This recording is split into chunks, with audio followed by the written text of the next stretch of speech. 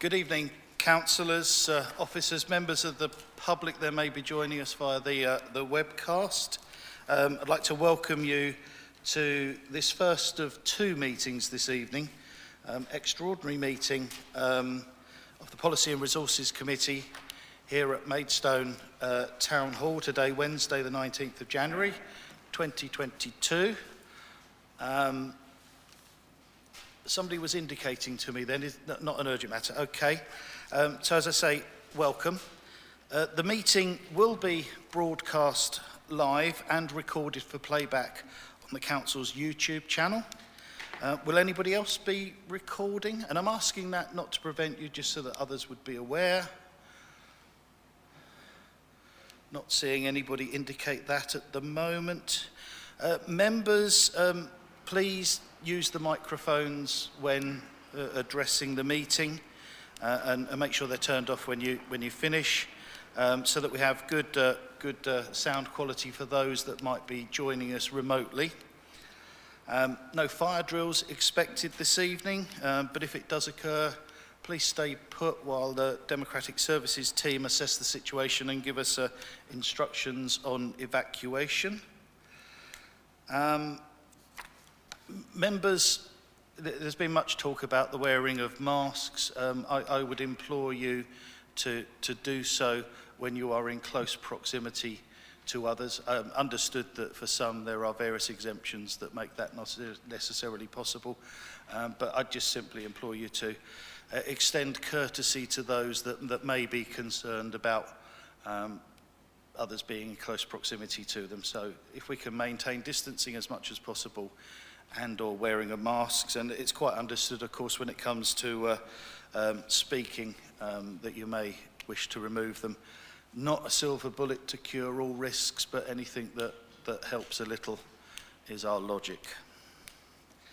Right, let's get straight to business. Agenda item 1, apologies received from Councillor Mrs. Ring. Are there any other notifications, please?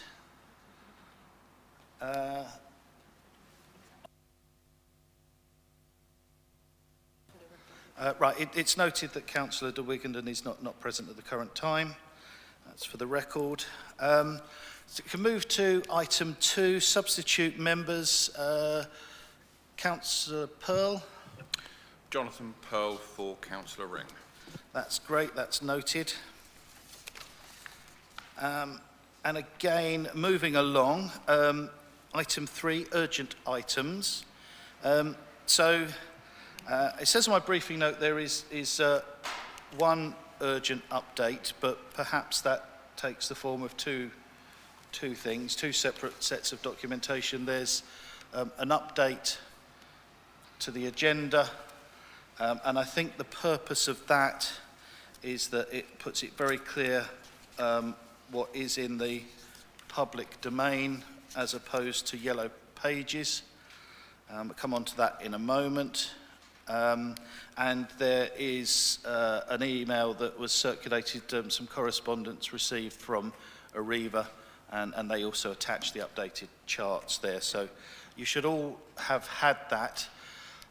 Members, do you want any time to digest those before we go much further? Because there is a bit of, not necessarily reading of fresh material, but just understanding what's in white paper and what's in yellow. Would anybody like specifically some time, or are you all sufficiently content to move on? I'm seeing some nods on that basis. We will move on. If at any point anybody does want to digest any of that differently, then please indicate and we can pause appropriately. Moving along, item 4, visiting members. I have a notification for members wishing to speak on, I won't drag you to the microphone, Councillor Cooper for item 9, and I think we've got Councillor Margaret Rose via the Skype link also for item 9. And for the record, we will note that we've got councillors Mrs. Robertson, Clark and Mortimer who are here for the purposes of the call-in, visiting members for the call-in, but not voting members of the committee. My note says, check if there's any other visiting members lurking anywhere. I don't think there are present with us. Are there any others on the webcast? No. We've got everybody noted. So let item 5 us just consider for a moment, should there be any disclosures? Are there any disclosures by members or officers, please? Lots of shaking of head, none indicated, therefore none noted. And a similar kind of question at item 6, disclosures of lobbying. Have any members been lobbied? I will say that I've been lobbied on item 9. Could I have a show of hands for those that consider they've been lobbied on item 9, the Park and Ride matter? That's all the way down there. I think that's universal to note that we've all been lobbied. No other items on the papers, but I'll just ask the question, no other matters of lobbying to record? No.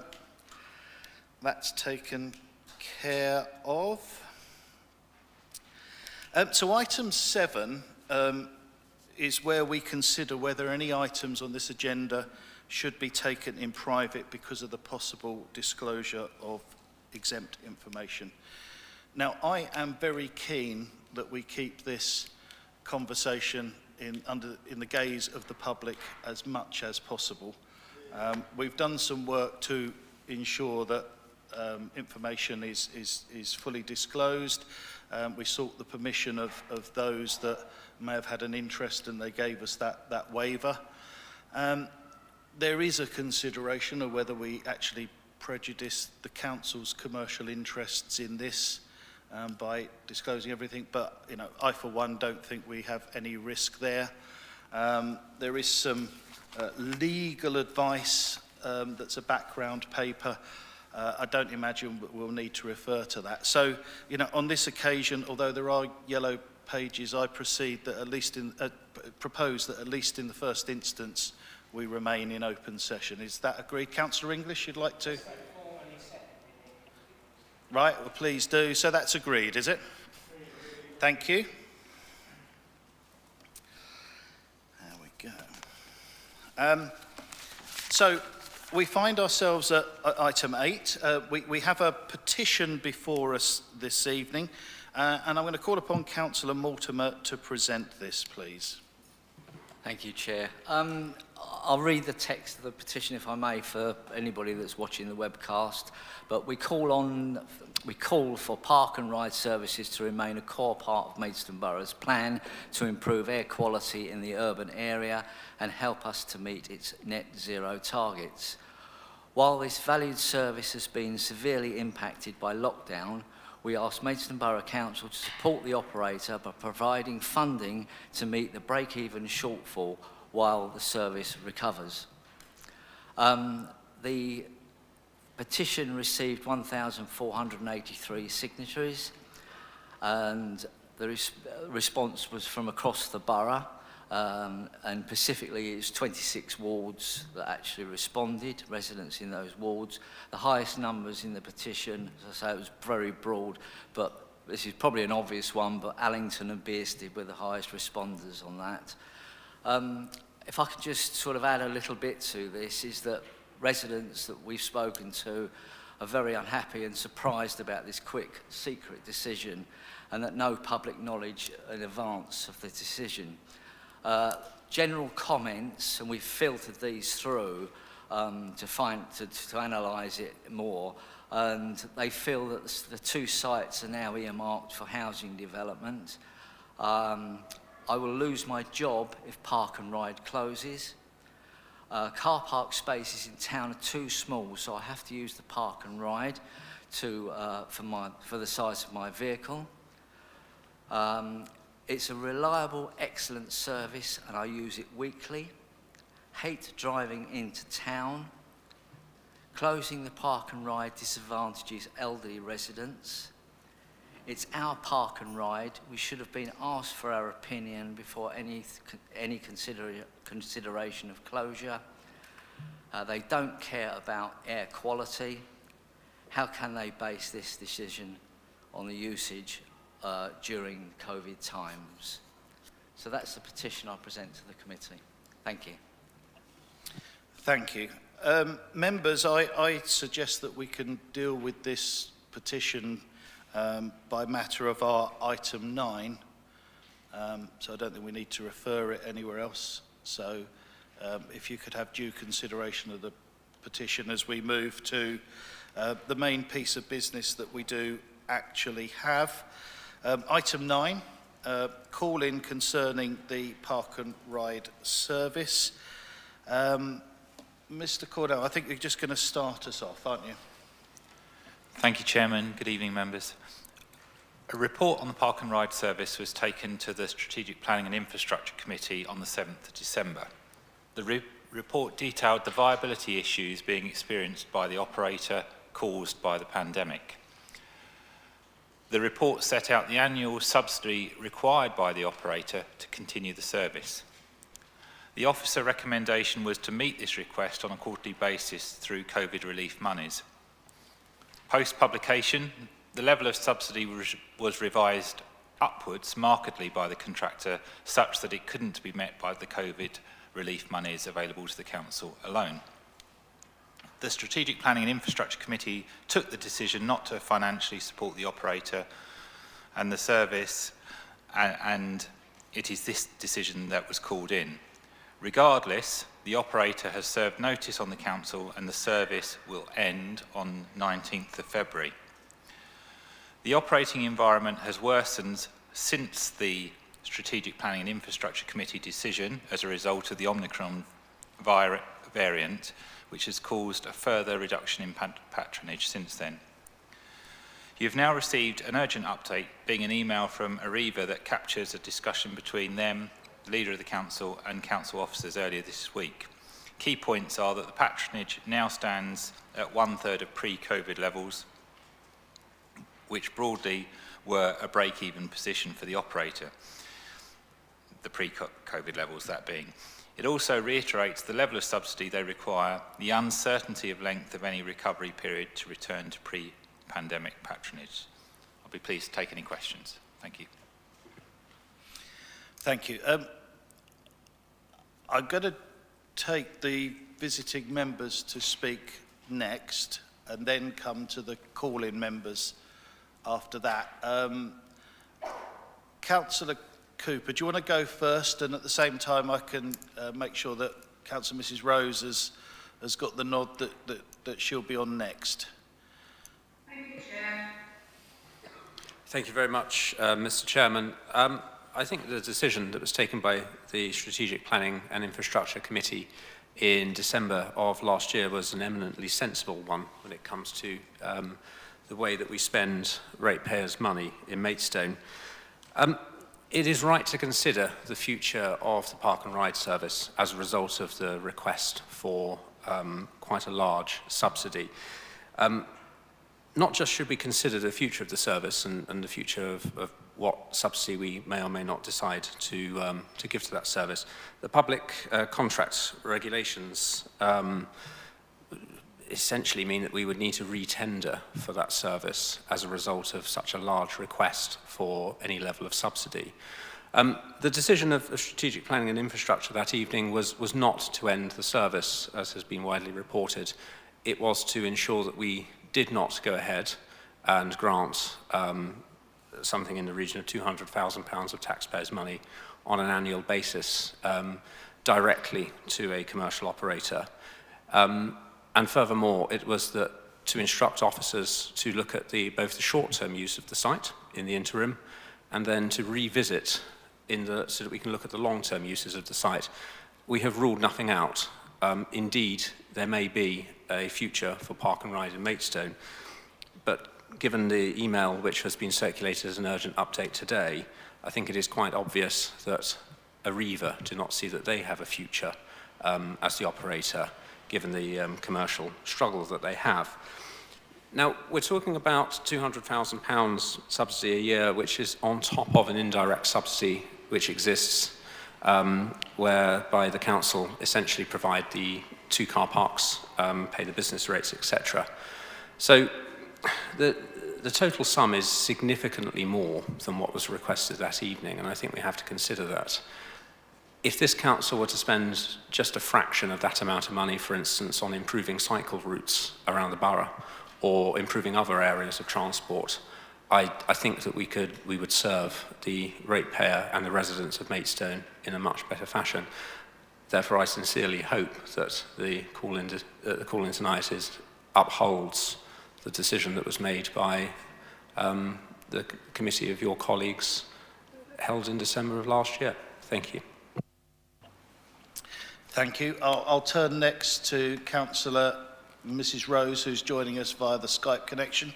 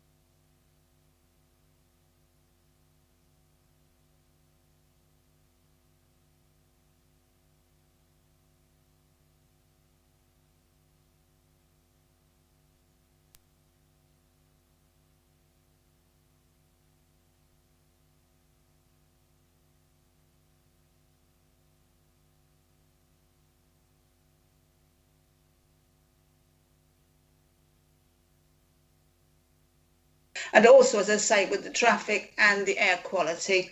I'm also really, as I say, really thinking that I would very much, and it wasn't mentioned at the Spine meeting, I would very much like to investigate other companies who may be possible, also thinking possibly not having an everyday park and ride, but possibly just specifically several days in the week that could be used, or the weekend, or whatever.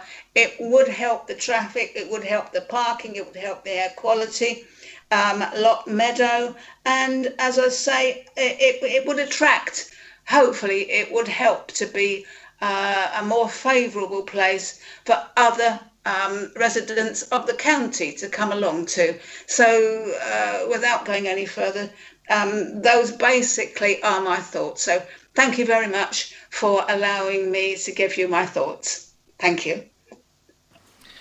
Thank you for your contribution. I think it was appreciated by everyone present. Call-in members, if you'll forgive me for referring to you in such a manner. I haven't thought of a better collective term yet, but I might before the evening's out.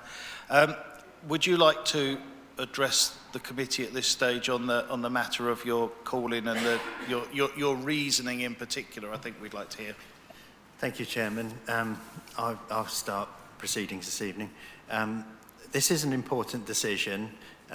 We had this recommendation that came to us in December, and the recommendation was for us to accept providing support for Arriva. That's something that we shouldn't be lost in all of this. This is something which is a valued service, and we should be looking to continue it for the borough.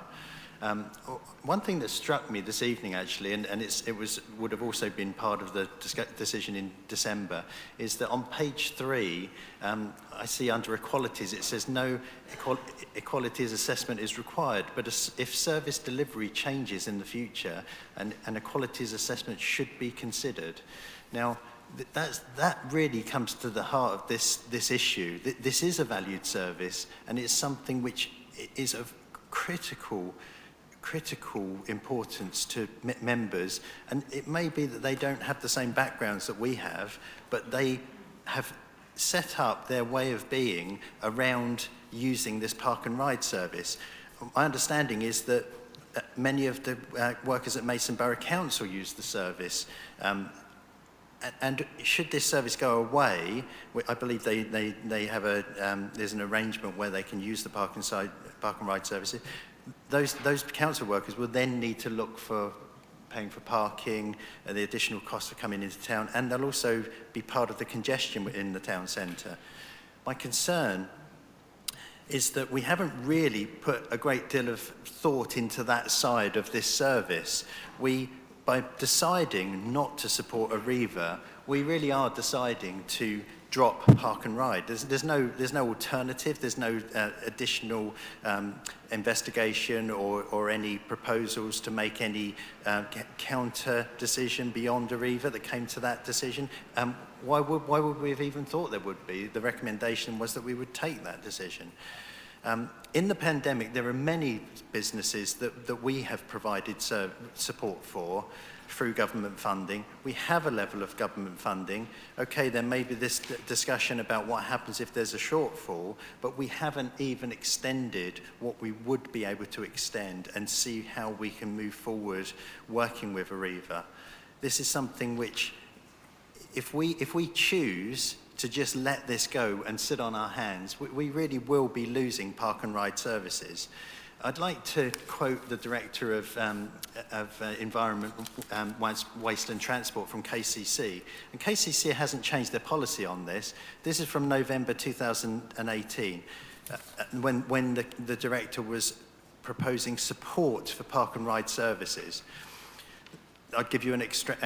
The park and ride sites offer a valuable and reliable service to people who may otherwise not be able to afford to access their employment in Maidstone Town Centre. There are not currently any suitable, sustainable transport alternatives available for many users. They continue. If the park and ride did not exist, then 45% of the 248 people interviewed would drive into Maidstone and use the car parks despite the cost. In addition, 20% said they would no longer come into Maidstone, as some would have to consider changing jobs. In last year, this is in 2018, remember, in last year's examination in public of the now adopted local plan, we're not going to ditch that because of changes to COVID. We've still got that. We've still got all of the responsibility that comes with it. The government is not telling us to roll back the local plan because we might not need these houses. But carrying on with the quote, at last year's examination in public on the now adopted local plan, MBC placed a great deal of weight on modal shift as a means of absorbing the impact of housing growth. The supporting integrated transport strategy adopted by NBC is also predicated on ambitious mode share targets for public transport use. 10% of all work trips by bus by 2021 from a base of 7.3%. When set within the overall context of declining levels of bus use, it is difficult to see how this will be successfully delivered if park and ride is not part of the equation. I'll just finish with one last comment. It is KCC's view that the park and ride service is too important to be lost. Beyond park and ride, there are opportunities that are also going to be lost. We have many opportunities for active travel. We have a new cycle lane that goes to Moat Park. We were investigating the potential for a park and cycle facility at both of the park and ride sites with secure cycle storage, so people could come to the sites with their cycles and they could then cross Moat Park into town, or they could use the Allington site to reach town. They will be lost. If we lose these sites, they will be lost. And that will affect our local plan, our 2030 net zero targets, and air quality and congestion in the town.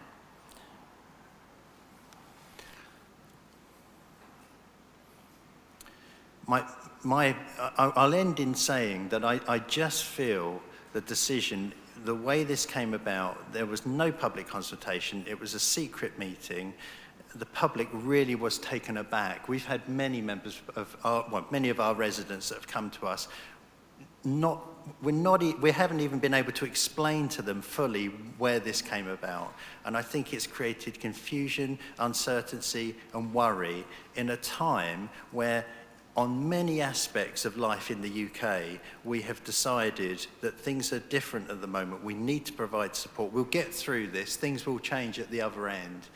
But I think we've been very short-sighted to take some numbers that have arisen during the pandemic, and we've decided to throw the baby out with the bathwater just because of something that is impacted at these times.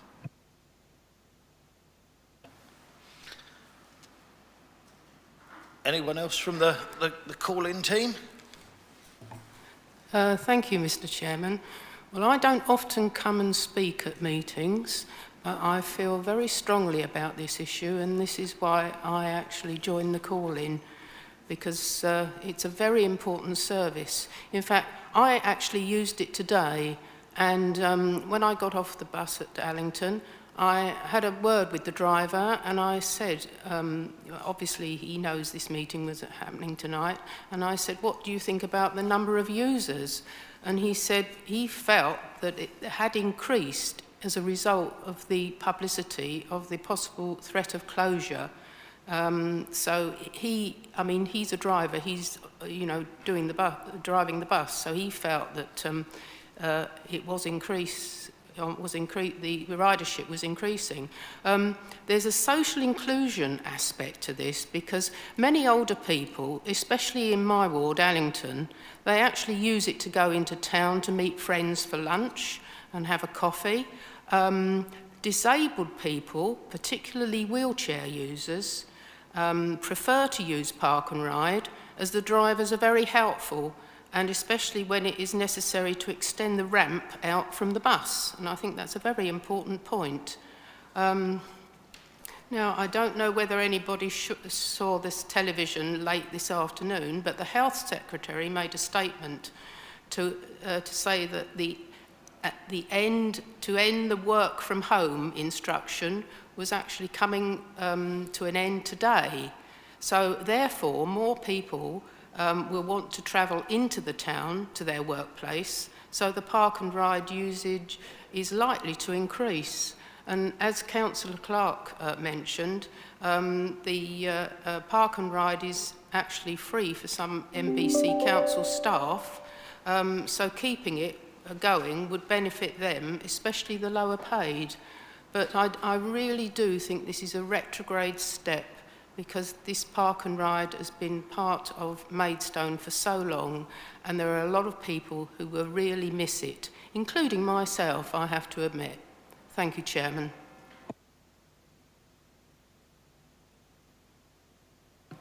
Thank you, Chair. First of all, I'd just like to mention, going back to the petition, I mean, in a way, that's part of a consultation, in my view. And if you remember back to when we were debating the four-year elections, quite often it was quoted, it was the will of the people in the consultation. Well, the numbers that were responses on the petition were very similar to the consultation on that. So this basically is the will of the people. To get that many signatures is quite good in this day and age. Also, when we've been talking to residents, a number of things have cropped up, which I found very interesting, such as, at the moment, it's a 20-minute service. If that was changed to a 30-minute service, there would be an immediate saving. There's also the possibility, for example, the Willington Street site, if there was a stop at Turkey Mill, where there's limited parking, that would really help employees at Turkey Mill on that route, and that would apply to lunch times as well, popping into town to buy a sandwich or whatever. And the same goes for the London Road site, shops at the junction of Queen's Road, and there again we've got a park and ride bus that could stop there, and that could help those shops as well, and people in and out of the town. But if I could ask one question, Mr. Cornell, is have any other operators been approached about providing a service for the future? Has the council approached any other operators? No.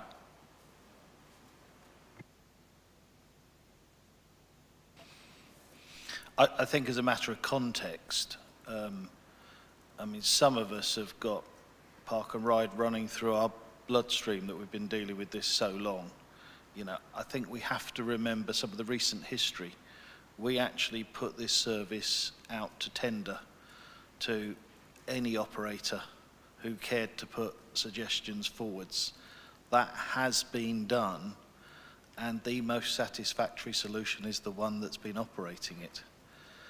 So I think it's a bit rich to start saying, oh, in the last 5 minutes, have we asked anyone else?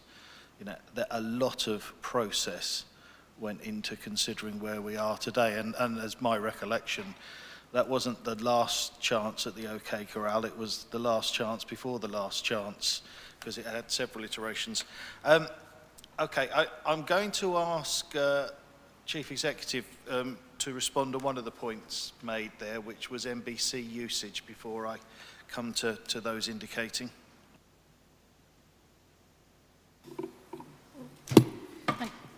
Thank you, Leader, and good evening, members. I've just been asked to respond on a very specific point, which concerns the use of park and ride by council staff.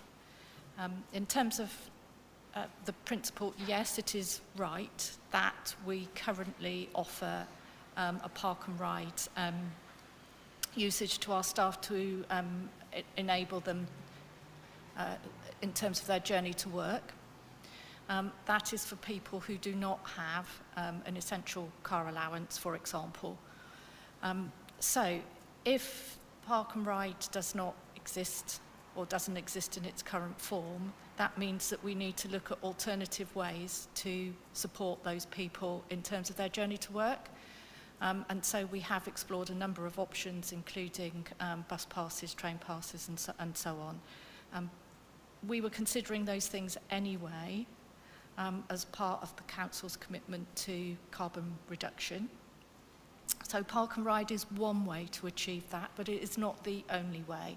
So as you might imagine, we were looking at the art of the possible for the best way to support people in terms of their journey to work. I note the comments that have been made about working from home, that the government's regulations and guidance on that has fluctuated and it's changed again today. The observation I would make to that is that new working patterns are bound to emerge. My judgment is that we're unlikely to return to exactly the same situation as we were in pre-COVID, and that has also led to us looking at a whole variety of different things that we can do to reduce our carbon footprint. I hope that's of some assistance. All information is helpful. Got a number of speakers already here. I don't want to steer this debate, but I think it would be useful if, as we go on, if we kind of tease out almost one at a time the lines of logic that are being applied, e.g. Air quality, e.g. KCC's position on buses. It would be good to kind of like debate some of the points put forwards, and to some extent perhaps we might care to cross-examine the call-in team there on how they arrive at their recommendation to look at this differently. But let's sort of start off with some speakers. The order that I've got at the moment is Councillors English, Pearl, Cook and then Harper. Councillor English. Thank you, Mr. Chairman. I think we need to be clear about exactly where we are. The appendix on cross-cutting issues and implications that Councillor Clark referred to was, of course, as I read it, the appendix that was supporting the original recommendations. So, which goes on to say, refer to the continued park and ride service, etc., etc.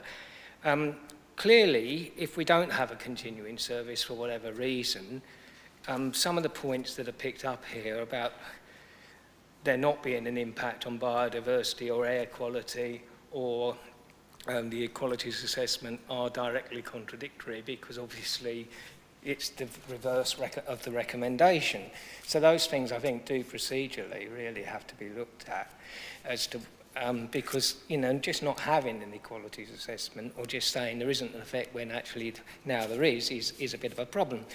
Second point, I think we need to look at the context. Yes, we have an immediate problem, whether having a solution, if you call it that, that deals with an immediate issue very, very quickly in a way that is unlikely to change is the right approach. I don't know. I mean, it's all very well to say we could do this, we could do that, we could have additional expenditure on cycling, we could have additional expenditure on other forms of sustainable transport, we could, I don't know, look at funding an express bus service, which we've talked about.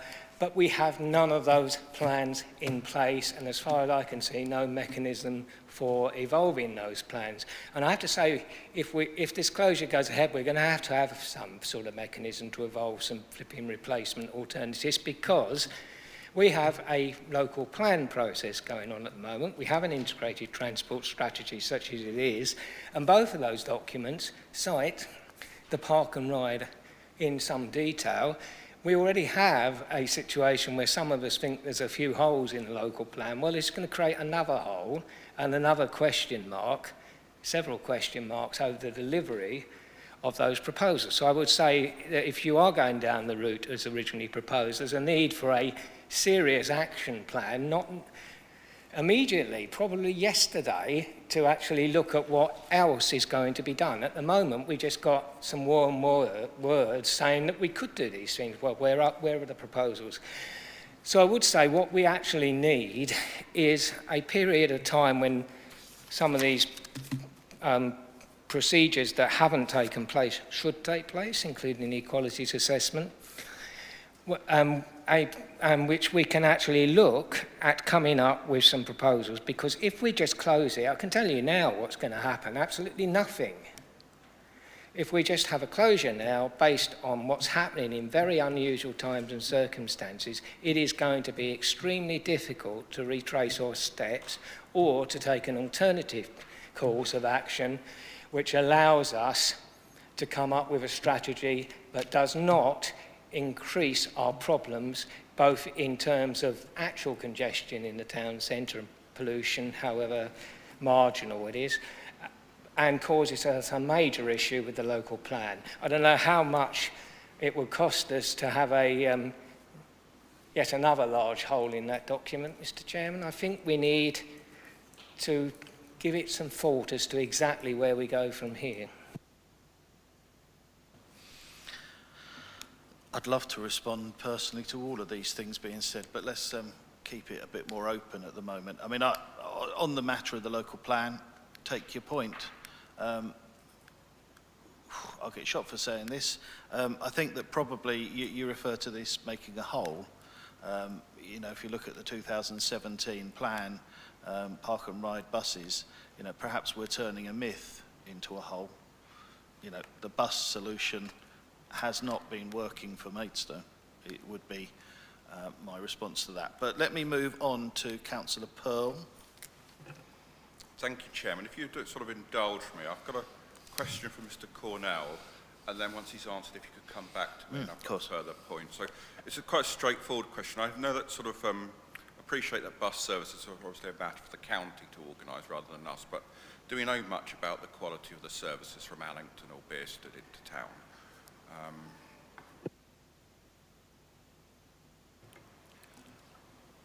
Thank you, Councillor Pearl. I wouldn't profess to be an expert on the bus services running along those routes. I know more about the Ashford Road end, and they aren't that regular. They are, I think, half-hourly to hourly intervals, but I would have to fact-check that. Sorry. Can I chip in there as somebody who has sat on more quality bus partnership meetings than I care to remember? But an observation, park and ride services actually undermine the local commercial bus service. You know, if those people that very significantly use the park and ride with their bus pass had the equally the free usage of the commercial service and other users, it would help commercial services be commercial. An observation. Over to you. Okay, thank you for that. That's quite an interesting point. In terms of my sort of more substantive comments, I've got to say I do kind of agree with the points raised in the petition about the manner in which this decision was taken, and we are kind of doing things the wrong way round, I feel. I appreciate things moved rapidly on the day, but I mean, speaking personally as as deputy leader of the council, no less, I found out about this, this matter coming to decision sort of half an hour after it was made. And I believe, Chairman, forgive me for saying it, but I understand you may have had sort of, little more than half hour's notice the other way. Hopefully, I'd like to think if the changes we're making with the governance model, we might be able to sort of avoid the situation whereby critical services are allowed to close without some sort of prior public engagement in future. Councillor Mortimer made an interesting point about that petition, and I do respect petitions, but a petition by definition isn't statistically robust. It doesn't capture the opinion of the people who didn't sign it, for starters, unlike a survey which goes through doors. And yes, I appreciate it is a healthy number of signatures, but in the scheme of things, it's not a great deal. It's a fraction compared to the petition that we raised in respect of the Hazlitt, for example. In respect of the Broadway tower down the bottom end of my street, we managed 5,000 signatures. So, 1,000 over a sort of better part of a couple of months isn't I know it's great for the Lib Dem mailing list and so forth, and I imagine that's the main reason it was done, but it doesn't actually sort of, it's not a sort of exactly a stratified sample of opinion. But if we can go on to the nub of this, because I feel we've kind of been avoiding this. The nub of this, I can't see how we can dispute a spy committee refusal to give a private company a massive subsidy. From this email we got from Arriva's Mr. Jennings, it's not difficult to imagine, or you don't even have to imagine it, you just need to do some rough calculations. You can see that they could quite easily end up needing the thick end of £1 million over the next few years to a private company to operate a service that isn't hugely used. And, the subject of, working from home and so forth has been raised, but the public sector workers who used to use this pre-COVID are not coming back. They've discovered working from home, and they are not now going to give this up. This isn't just MBC, where we've now given up a floor because we don't need so much office space. It's KCC, it's the police who've sold their building, and so on and so forth. Those workers are not going to come back usage is not going to go up to anything like it ever used to be once the pandemic is over. Councillor Rose did make a good, what I felt certainly was a good point about inviting other operators to tender. But I can't see refusing the existing operator a massive subsidy prevents us actually subsequently putting a contract out for tender if that is what SPI chose to do. So, you know, with call-ins, we've got two options: endorse the decision or move to replace the decision with an alternative. So I'd like to formally move that we endorse the SPI committee decision, and I would ask for a seconder if I may. Thank you. Councillor Cook was the first hand that I saw there, but there were others equally on it. So there is a motion and a seconder on the table. Do you, as the seconder, do you want to speak now or reserve your right? You are the next in the list, but you can. Right. To you then, Councillor Cook. Thank you, Chairman. And the reason I've seconded is for a number of issues which I'll cover. Part of which is Councillor Pearl's already mentioned, and our Chief Executive has mentioned that work patterns are unlikely to return to pre-pandemic levels. I agree with that, only I'd go further. I think the one thing that we can be absolutely certain about is that they won't ever go back to pre-pandemic levels. I think there is a movement with businesses and employees, no, not always, but I will cite KCC, as KCC has been mentioned this evening, that the policy there is to revise the work programme whereby people don't have desks of their own and they are encouraged to work from home and will continue to be encouraged to work from home for 2 to 3 days a week. They won't always work from home, but that is what KCC is doing with staff that it makes. And that is freeing up office space and costs that's associated with running the business as well. So it makes a significant saving, and some of those property elements will go back into the market. Councillor Clark mentioned that KCC was, and he inferred that KCC supported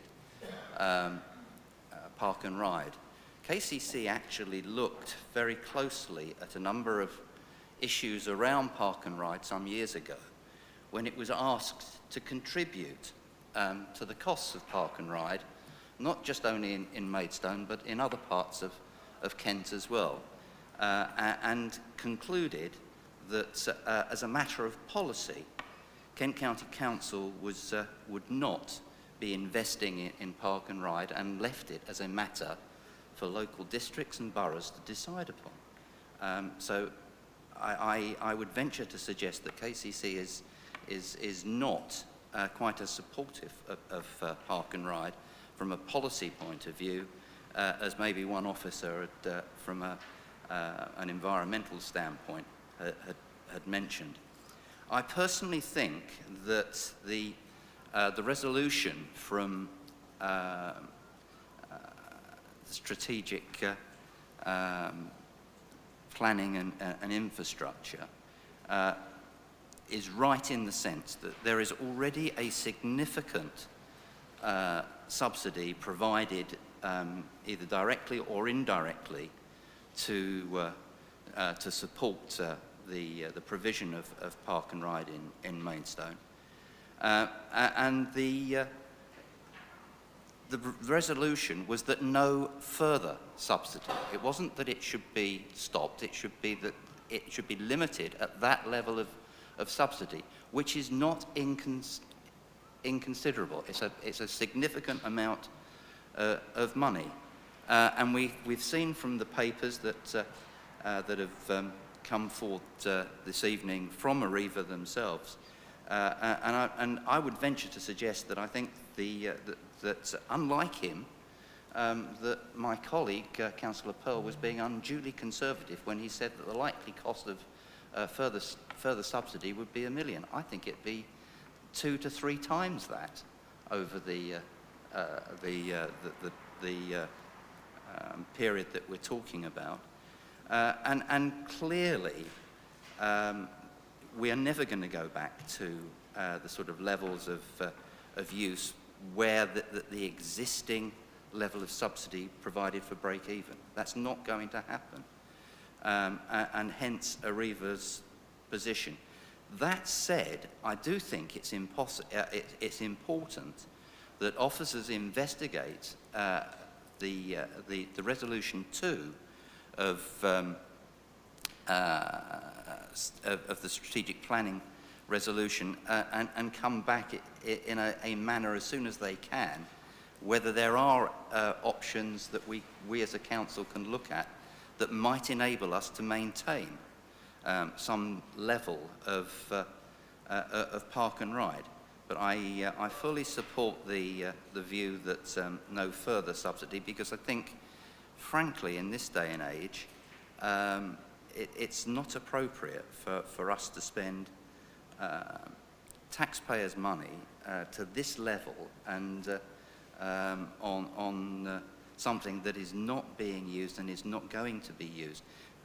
There are alternatives. I'm concerned about elderly residents in my own ward and other parts of Maidstone and their ability to get into the shops. That's about a decent bus service, providing regular services where they can use their bus passes and drivers being polite and nice to them in the same way that the park and ride drivers are. It doesn't require park and ride. Park and ride actually provides benefits to those elderly residents who live adjacent and in the vicinity of park and ride. It doesn't provide any benefit to the senior citizens who live in the vast, wider areas who don't have easy access to a park and ride site. But the bus services do.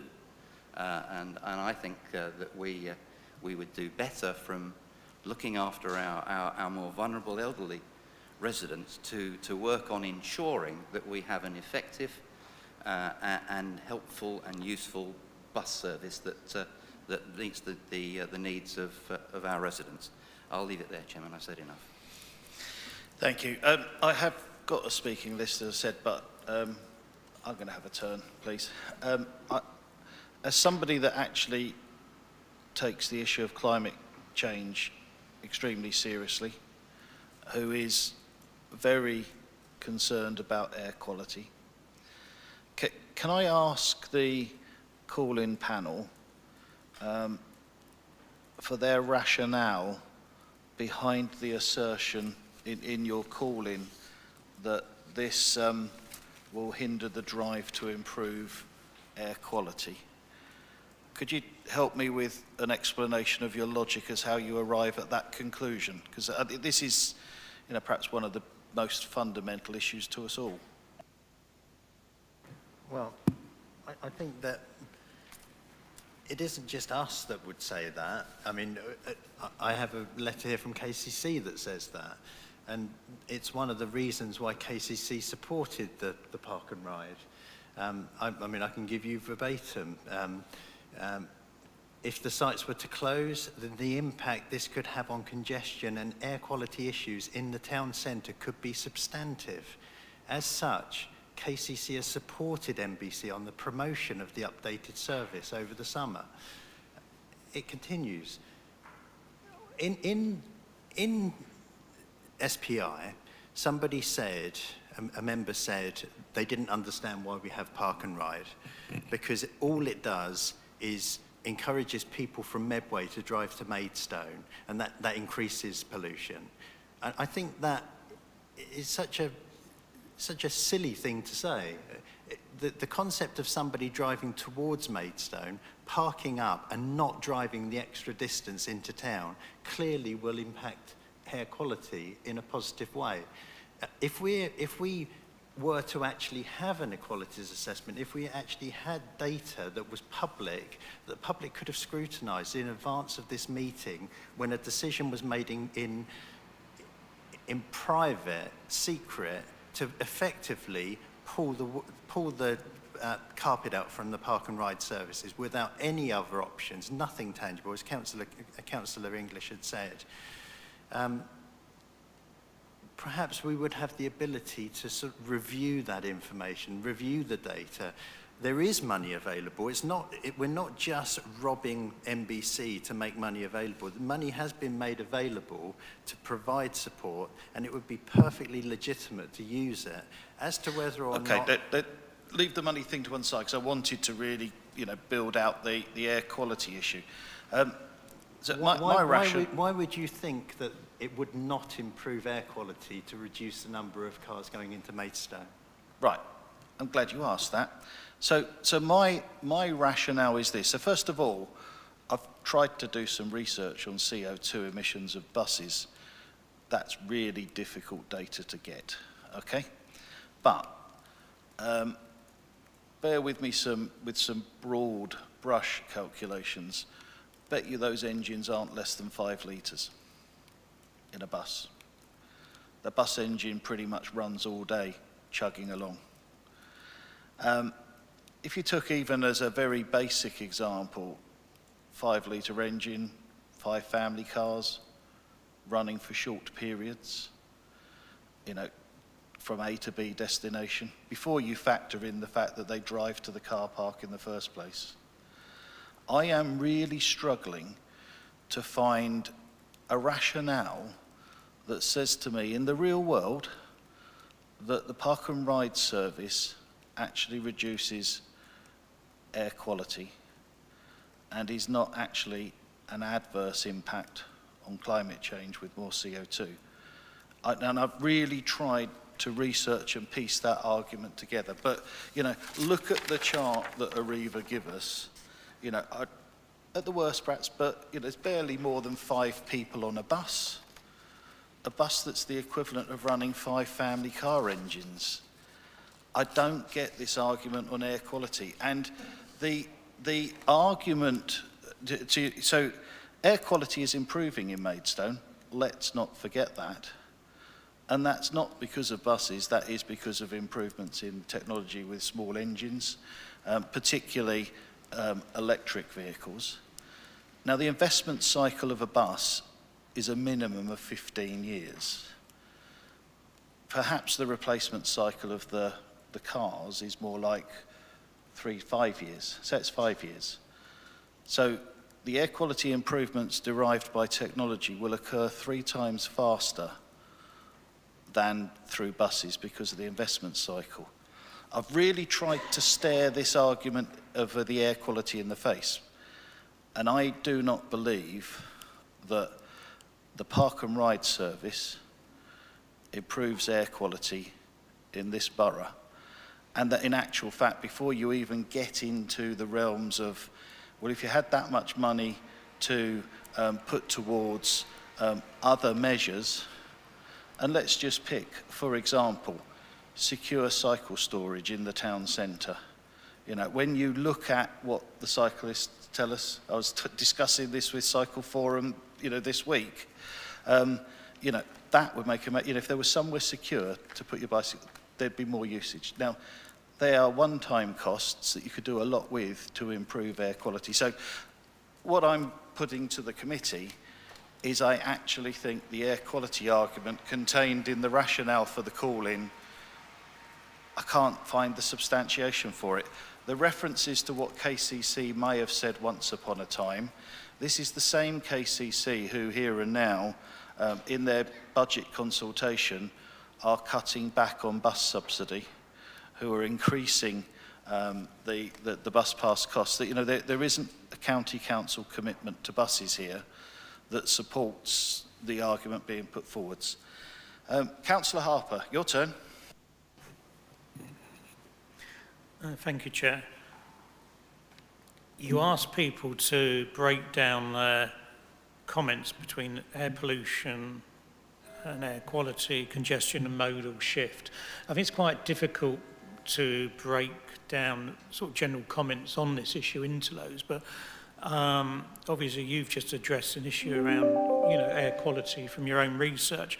I would talk more about perhaps congestion, and I know it's a hackneyed phrase, modal shift or whatever we want to call it, and other options. So in terms of congestion, if we take off these buses and they're replaced, even if each bus is replaced by 5 or 6 cars, there's going to be a lot more cars. Now, whether cars or buses are clean or not, in terms of the actual congestion, is to some extent irrelevant. But there will be more cars travelling around, for instance, the gyratory system, which we all know at peak times a gyratory gets completely gridlocked. And even, you know, forcing more cars into that gyratory is just going to cause longer gridlock. So I think withdrawing the park and ride is bound to lead to an increase in congestion. Obviously, there's lots of unknowns. You know, we're not out of the COVID pandemic yet. We don't know quite what future travel plans will be or future demands will be. Nobody can know. You know, it may be up or it may be down or it may be nearer what it used to be. Who knows? If we could tell the future, we'd all be millionaires, but we can't. There are other options we might want to consider, and I actually had a discussion with New Venture in December when this first came up, and I'm happy to forward the email on to our relevant officers. And yes, New Venture obviously raised the facts about the finances of the scheme, but they raised an interesting idea that, for instance, with the Allington site, have we considered alternatives, perhaps a park and ride service to Maidstone Hospital? We all know the chronic traffic congestion around the Hermitage Lane area in West Maidstone. The new Hermitage Park development has a facility for buses to be able to go through to it, and clearly from the Allington side, and on the other side you come out to Hermitage Lane. So, you know, there may be an option, for instance, for a park and ride service running up to Maidstone Hospital, which would take considerable pressure off Hermitage Lane and the Councillor associated Harper, junctions. I'm going to suggest that you should maybe confine your comments to the matter that's on the table. I mean, that's a park and ride service that doesn't even exist, and the matter before us is the decision made on the current services. Okay. We don't know what's going to happen with return to work or shopping, but it seems remiss of this council to close down a service now. And once you close public services, you never reopen them. Or if you do, decades later. We should look at alternatives, how we can keep the service going, perhaps more of a skeleton service, but at least until we get, say, to the end of this calendar year, when I would imagine longer-term trends will be a lot clearer. You talk about we could invest the money in cycling. Well, clearly, as everybody here knows, I'm the chair of the Maidstone Cycle Campaign Forum. In a way, I would love any more money coming into cycling and cycling provisions. I think that really would help encourage modal shift longer term. But I'm not going to, you know, sit here saying, yes, give me that money now, but scrap the park and ride. Obviously, that's a decision I wish you would not do, but I do want to see the investment in cycling. Councillor Rose talked about economic regeneration and the impact this could have on the future. We're investing millions into Lock Meadow, we're investing millions into Maidstone House. We'll be doing more work, I know, around our leisure and economy, looking at the town centre. It just strikes me as this is not the time to close park and ride. Perhaps reduce it to a less frequent service, a skeleton thing to keep it going. But if you keep something, you can rebuild. Once it's gone for good. So I'll just ask you to reconsider on those grounds. Mr. Cornell, you indicated you wanted to provide some information against that comment, and then I'll come back to myself. Thank you. Yes, just in terms of the point about trying to extend the service for a little while longer, you know, I would remind the committee that it's Arriva that have served notice on the council to end the service on the 19th of February, so it's an action taken by someone else rather than the council itself. Thank you, Mr. Corder. I think that is very useful to remind us of that. You know, this council did not take a decision to close Park and Ride. I'd like to pick up on some of Councillor Harper's thoughts upon impact on congestion. This is a really interesting one. I think I'm indebted to Councillor Harwood for pointing this out to me on one occasion, that there's a study that shows that people drive more miles to get to the Park and Ride than the miles to their destination save.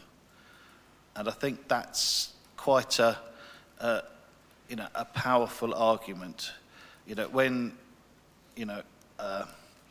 the Lib Dems closed the first Park and Ride many years ago, and the Conservatives closed another one more recently, did we see a massive gridlock impact on the traffic, a congestion effect? No, we didn't. You know, I would argue, anecdotally, that the impact was negligible. So I'm personally not buying the congestion argument. I think we save, and there's an environmental saving in this, people driving somewhere that they don't want to go to get on a dragon of polluting transport to get somewhere slightly closer to where they want to go to. You know, and let's be reminded, there is massive car park capacity in the town, massive. You know, and I think that's a very attractive offer to people that want to visit the town. Certainly the retailers in the town centre, you know, strongly defend the preservation of parking capacity in the town. You know, let's listen to them. Listen to the people who are the experts on buses that took the time to write us that email, you know, pointing some facts out. I think we're moving next to Councillor Bryce. Thank you, Chairman. I think I'm approaching this slightly differently. We're here as a Policy and Resources Committee to consider the investment that the Council is being asked to make by an operator that's serving notice on us. So I think if I'm looking at these daily passenger usage numbers, what we'd be doing commercially is we'd be trying to understand what's the overlap. Is this the same 500 people every day? Or is this, so we're subsidising 500 people's journeys across a week? Or is this 500 times 6 or 7? My feeling is it's probably somewhere in between, isn't it? So my questions are around what's the number of MBC users that we know the council is saying we would support into other modes of transport without necessarily putting a burden on congestion. I know from speaking at a workshop with KCC that a large number of the people that use these services, I think I'm right in saying, are actually free bus pass users. And having a quick Google of the number 71 or the number 72, there are plenty of services on a 15-minute basis that those folks could actually access going up and down the London Road and on that kind of wider network that a lot of them will be driving to access. So there is provision there for those folks. So, you know, do we have a feel for what proportion that would be? And therefore, we get to a point where we're saying, well, what proportion of those 500 or so users are we then investing hundreds of thousands of pounds, as my colleagues are saying, subsidising? Because for those of us that use a train or our cars to commute, we've then got to balance the fact that we're subsidising a service to offset on air quality or congestion. And I think where I'm getting to, and I would really welcome some numbers if we have any around that, because I think where we're getting to is there may be, you know, a relatively small amount of car users, you know, who have to use this service, who couldn't either through NBC, their council employees that could be supported into using other modes, or they could use another bus service, so they're not going to be putting more cars on our roads. If we're getting to a relatively small amount of people, 100 or 200, then one, as a council with our fiscal hats on, we're providing quite a high level of subsidy. Folks, can we justify that? Or number two, really what is the reality in terms of putting those cars for those 100, 200 people onto our roads. And actually, if we're talking about air quality, it's not the park and ride that's going to improve air quality. It's the ONS data showing us that actually around a quarter of people pre-pandemic were working from home, and that's now around 4 in 10. And a lot of businesses will want to be, if that's worked for them. Yes, there will be some that will return, but actually the cost savings, as we're seeing as an employer, in terms of, not providing office space and all the things that go with that, we're not necessarily going to see that just bounce back. I think, it's easy to sit at home and sign a petition, and I welcome residents that use that as a way of getting their voice heard, but what we don't want to do is have the situation where more people sign a petition than use the bus. Because at the end of the day, as we've got to be, with our fiscal hats on, with the decisions that we have to take, we have to be mindful of that, don't we, of making the right decision. So I think those are the questions I have, and if we have any more data on that, I'd welcome it, but that's kind of where I'm at the moment. Thank you. Councillor Mrs Blackmore, you're next. Thank you, Chairman. I actually thought we were here to discuss the additional subsidy, not whether park and ride should or shouldn't be here. I mean, at the end of the day, it is a business decision that Arriva have made. And if we were to provide funds for every company that was in trouble, I don't think the Borough Council would exist for very long. Interesting, though, Councillor Mrs Bryce has made a point that made us all giggle, the fact that there were more people signing the petition than actually used the bus. Well, maybe we should be encouraging them to use park and ride, because if they did, it says that Arriva need 1,100 per day to break even. They'd be turning a fantastic profit. So maybe the question should not be save the park and ride, but help Arriva to further profits. Personally, I think we've actually done this subject to death, and I think the original decision should stand. And I think we've already got to that point, Chairman, and if we could go to the vote, I think we'd all appreciate it. I'm going to allow Councillor Mortimer to come back as one of the calling people, but we are going to go through the list of those indicating, and then we need to head to a vote. What I'm picking up here is that, from the last two speakers, is that we've sort of like created this petition and everybody's jumped on the bandwagon and let's sort of like sign it. But we've spoken to lots and lots and lots of people, and I would say elderly, disadvantaged, disabled people that have contacted us, that have come to us. So your figures, yes, it's like consultations, they all need to be broken down into different categories, etc., etc., etc.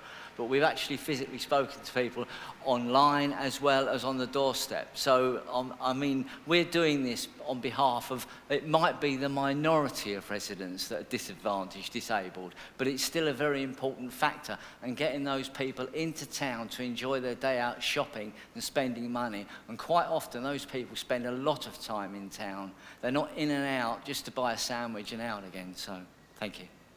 Very brief response, Councillor Mrs Bryce. I think what I'm saying is if we know, and my questions were around quantifying what proportion of people have to use that service and have no alternative, because there are a lot of services that serve that channel, so could they use those? And we don't have those numbers. That's what I was asking. I think the other point is around ensuring that there is excellent provision for people to drive their car and park close to the shops in Maidstone. I'm not convinced that there couldn't be more done there, because even the car park that we all use up at King Street is still, you know, a little bit of a walk from the main set of shops. So I would like that potentially as a takeaway, depending on the decision, that is reviewed, because I do think residents have raised that with me as well, that, you know, you want to park as close as possible to the shops, and a lot of the car parks are a little bit of a walk away. But I think my questions are around trying to get to the number of people that are using that service, that park and ride service, that are not free bus pass holders, that have no alternative, that would be hard done by if it was removed. And I'm not convinced that that number is significant, but if you have any evidence or data, or the council do, then I would welcome hearing it. Councillor Cox, you're next. Thank you very much, Mr. Chairman. We're hearing a lot that allegedly, or we believe that the residents have said when they've approached various councillors that have done the call-in. But I think the last sentence really from the papers that we have in front of us, the last ones from Arriva, if I could see a way of making it work, I would be enthusiastically presenting it to MBC. I think that's quite key. Because when we go back to 2018-19, when we asked for a public interest notice to be served to the industry, this is what came back to us. They weren't queuing up and going, no, get back, I'm going to do this. We then, as you can see from the figures in front of you, the figures did climb. And just before, in October 2019, the figures rose to 40% better than where Arriva thought they were. But then COVID hit, and that, I'm afraid, has changed the tables. Albeit it may mean that we have to relook at the plan, because that may have to change. Just the same as before we had Park and Ride, people had to do journeys by bus or parking. So if we don't have this service, and over time it changes again, and we have businesses approaching us saying, you need a Park and Ride, that to me is the time to look at whether it is feasible, because it sure as heck wasn't feasible to provide £250,000 of subsidy pre to 2018. We didn't like that. Local people didn't like that because it was using their money, our revenue budget, to support, as we're seeing here, these quite low figures. In Canterbury and other places it may be different, but in Maidstone it isn't. That may be where they are, but that's not what we've got before us. What we have before us is, should we uphold what was made at SPY, and as long as the information, and we're seeing even extra information that they didn't have, I think we've got to listen to the facts at this point. However, I was encouraged to hear Councillor Cooper say that it wasn't to stop and do nothing, it was to look at other things. So I would encourage SPY to put out another public interest notice, because there are some companies out there that might reinvent it, and that's what's needed. Perhaps another reinvention when we look at the figures in a certain number of months when people may have returned to work or they may not. So it's a difficult thing to not support what some, about 1% of the borough's population, are saying to you. We've got to put everything in perspective, and that is a lot of money to help a 1% of the public. Thank you. Councillor Perry. Thank you. Thank you, Chairman. I will be brief. A lot has been said about value, a valued service. Well, it's not a valued service, because we can see that from the very numbers. It was declining before COVID, it declined dramatically in COVID, and it's creeped up a little bit. One would expect that, but actually it is a declining service. You can't get away from it, I'm sorry.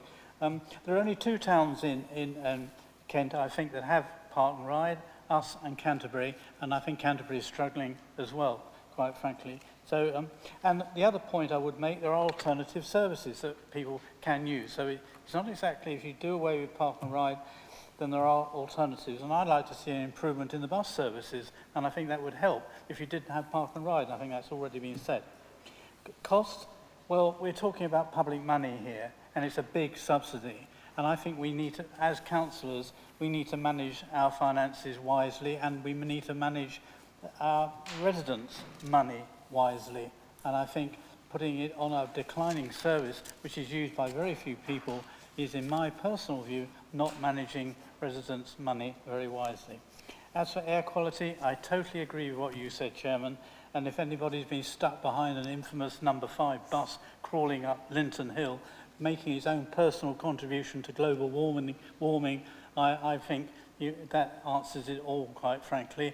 And with the gradual move, and I know it's a gradual move to electric vehicles. I think the car issue is again something that has resolved itself, and I agree with your point about car parking facility in Maidstone. There is a lot of car parking facility in Maidstone. I just don't think there's any rationale at all for the argument that somehow doing away with park and ride would make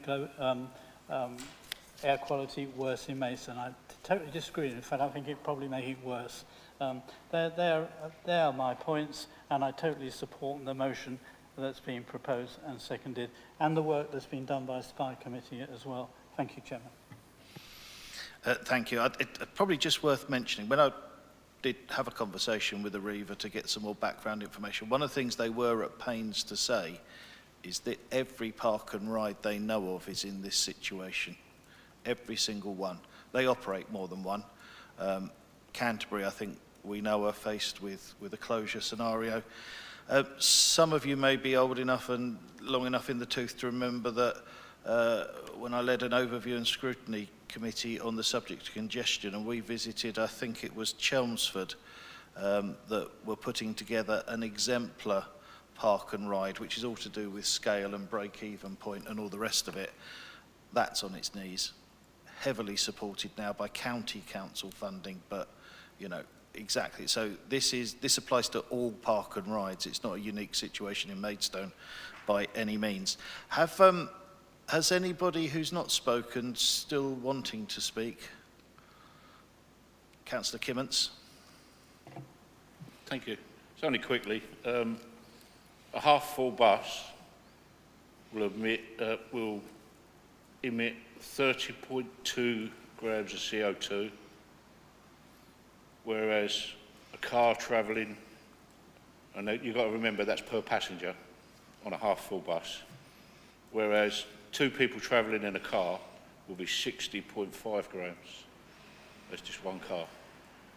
So I think the argument that you had before is wrong. That it is plausible to have a half-full bus compared to all the 2 people in a car vehicle journeys. This is like deja vu. This is like deja vu, 15th of April 1967, when you took away the trolley bus service, and that was green energy. I don't disagree with the data that you cite there. The key to it being half-full bus. Arriva tell me these buses will hold 80 people. So that half-full is 40. It's never been anywhere near that. On a good day and a bad situation, it was nowhere near that. And as at today, we're talking of 5 people or 7 people perhaps. You know, that's nowhere near a half-full bus. Mr. Chairman, you are actually going. You mentioned it yourself about the greener energy buses, or greener energy cars actually, but the buses are the same. They've got part electric, so when the battery's charged, the engine cuts out and it's driven by electric. So that really is down to the operator to supply greener buses, and then the buses will run a lot greener because they will run on stored energy. And there's other electric type of buses as well. There's plug-in buses, and there's also, like I said before, trolley buses. Absolutely agree. I think it was on Breakfast News this morning. They were showcasing a British manufacturer of electric buses. But my point was, it's a 15-year investment cycle. There's no way on this planet they're going to go out tomorrow and buy a complete fleet of new buses to make a difference. It will be 1/15 every year, and the replacement cycle for cars is much faster and the benefit is accrued sooner, was my line of argument. Just one last thing then. How, because I'm not up to speed with buses, taxis rather than buses, but how many buses actually run on each route? So there's 2 routes, so how many buses run on them routes? I want to say it's 3 dedicated buses on Park and Ride. It might be 4. It's 3 or 4. It's that kind of number.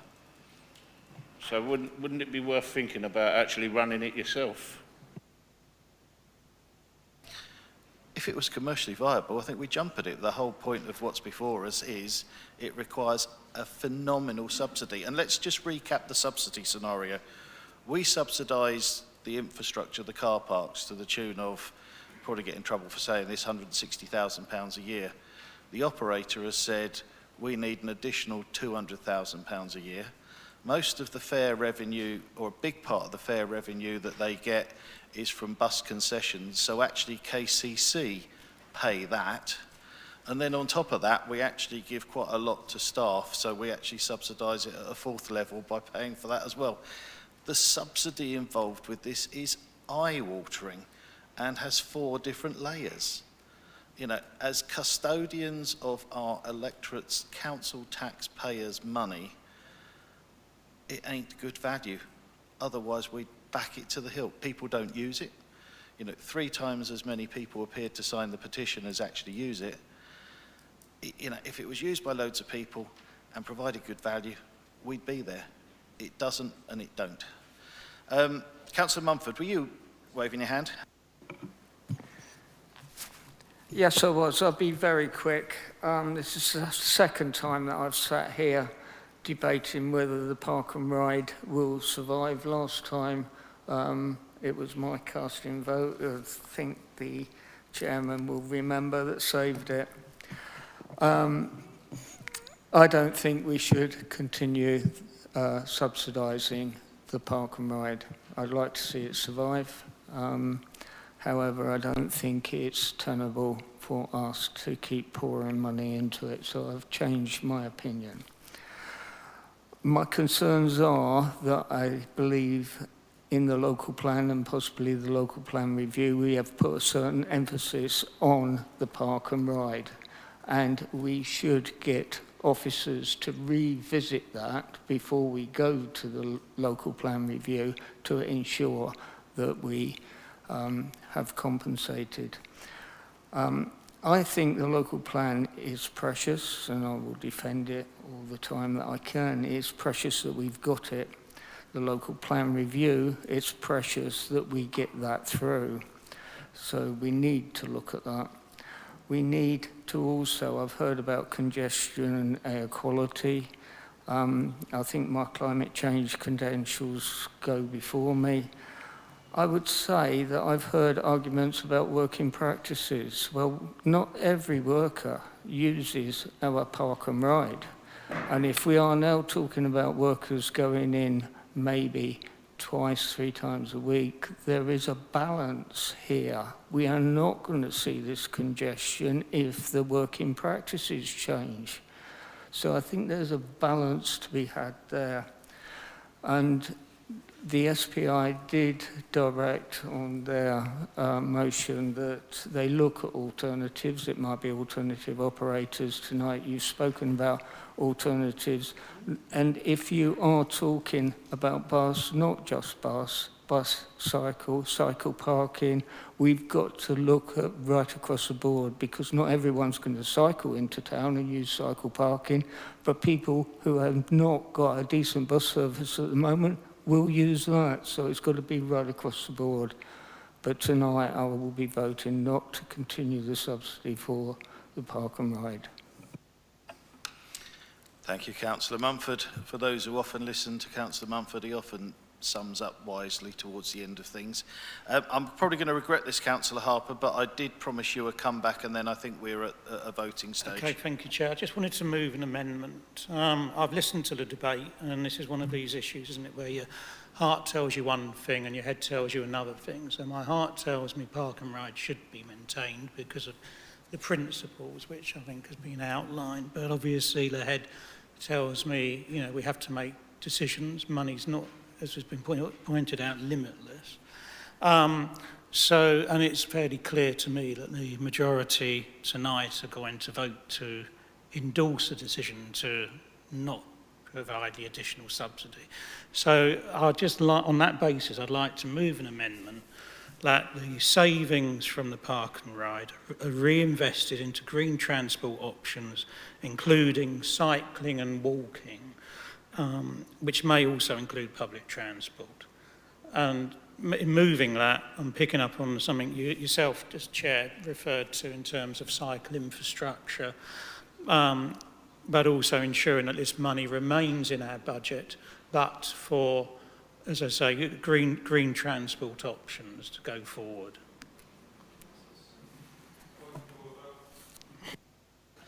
I'll come to you in just a second, Councillor Poll. I'm just trying to check a piece of information in relation to what's just been being said, but I will come to you almost immediately.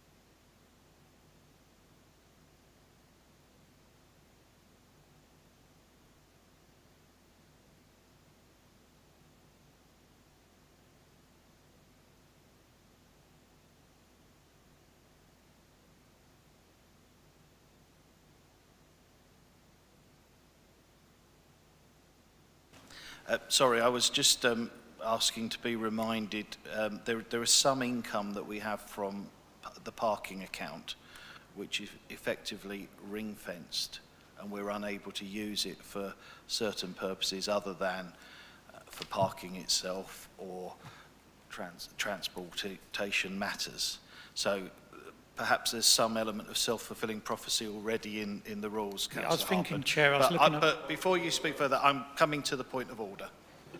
On a point of order, Chairman, Rule 33.5, the Policy and Resources Committee can either endorse the decision of SPI or it can resolve to replace that decision. I've moved to endorse that decision. There is no such thing as an amendment and endorsement. Councillor Harper would need to wait until my amendment has been put to see what the result is, and if it falls, then he can move his motion. He cannot amend my motion with respect. The correctness of what Councillor Pearl has just said has been confirmed to me by our clerk, Councillor English, confirming. Therefore, members, I wish to move to the vote. The proposal is that the original decision is upheld. May I take an indication in favour, please?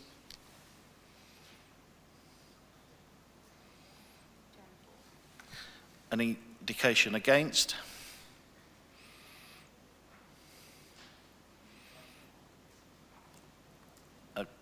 Okay, I don't think it's necessary, but any abstentions? The original decision is upheld. Thank you, members. I think we gave that suitable time of debate, aired the issues, and more importantly, we absolutely kept it in public. We have gone on longer than was intended. Let me just capture where we are. Park and Ride call-in. I don't think we have anything to address on item 10 or 11. I call this meeting, Councillor Bryce, directly relevant. Sorry, it was just to pick up the point on provision for vulnerable folks as a, I don't know if it's possible to do an informative to SPI as part of, looking at this. The item is already closed. Okay. I'm sorry, we can't go back on it, but it'd be perfectly appropriate to raise that through the SPI committee on another occasion. Thank you. So this meeting is closed. I'm going to suggest that we...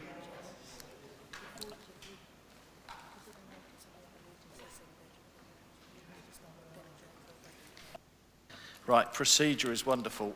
So this meeting is closed. Because of the wording of the second meeting, it starts immediately on the closure of the first. So the second meeting is now live. Members, I ask that we adjourn for 10 minutes in order to stretch our legs and come back with fresh minds for the main substance of the evening. 10 minutes.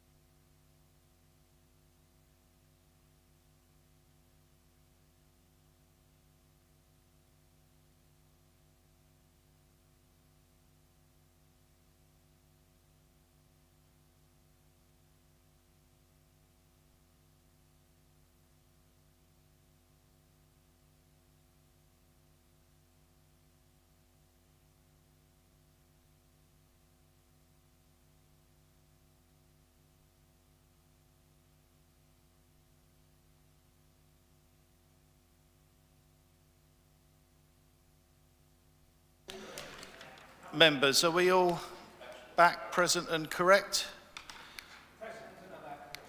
Okay, the meeting, I declare it open again. So let's crack on. Apologies for the delay caused by the previous meeting, but we'll crack on. At the risk of being repetitious to words already said, welcome to Policy and Resources meeting this evening. This is the main meeting of the evening, Wednesday 19th of January 2022, being held here at the Town Hall in Maidstone. Meeting will be broadcast live and recorded for playback on the Council's YouTube channel. I'm going to ask if anybody else is thinking of recording. Certainly not to prevent you, but just so that others may be aware. Don't seem to see anybody indicating, but you have the right to do so. Members, please don't forget to use your microphones, especially so that those attending by the Skype connection have the benefit of hearing you. No fire drills planned, so should we hear such a thing, consider it to be real, stay put, and members of our Democratic Services team will give us wise instruction on how to get out safely. I've already said it about masks earlier. I encourage you all to extend that courtesy to others if they so desire it. But obviously when you're speaking, eating and drinking, that may be a bit tricky. I'm going to get stuck into agenda item 1. Apologies received from Councillor Ring. It's noted that Councillor de Wigenden is not with us this evening. I can move quickly to item 2, matter of substitute members. I look towards Councillor Pearl. Jonathan Pearl for Councillor Ring. That's now entered into the record.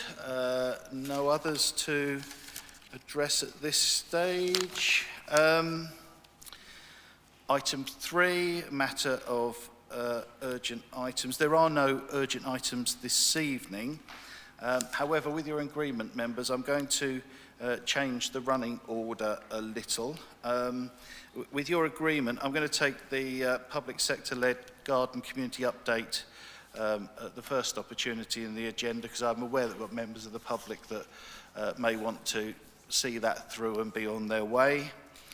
And I think as a logical running order to take item 13, the medium-term financial strategy proposals, after item 15. We kind of build the picture by looking at where we're at and where fees and charges take us, and then conclude with our thoughts on medium-term financial strategy. So the agenda item after item 12 will be 17, 14, 15, 13, 16 and 18 and so on. Everybody happy with that? Great. I do need to record visiting members. I don't think we've got any on the Skype connection. I can't see any in the room. No visiting members recorded. Item 5, disclosures, please. Members and officers, any disclosures? No indications, none noted. Disclosures of lobbying, please. Right, I'm going to start from this side, moving round, and I think, was that Councillor Cox? Councillor Mumford, disclosure? Being lobbied on item 17. 17. Councillor Cox, were you waving at me? No? So to Councillor Harper. Yeah, I had an email regarding item number 18 from Regen. Yeah. Anybody up the other side? Councillor Bryce. 17 and 18. 17 and 18. I would say that 17, I would declare to have been lobbied on that one way or another many times.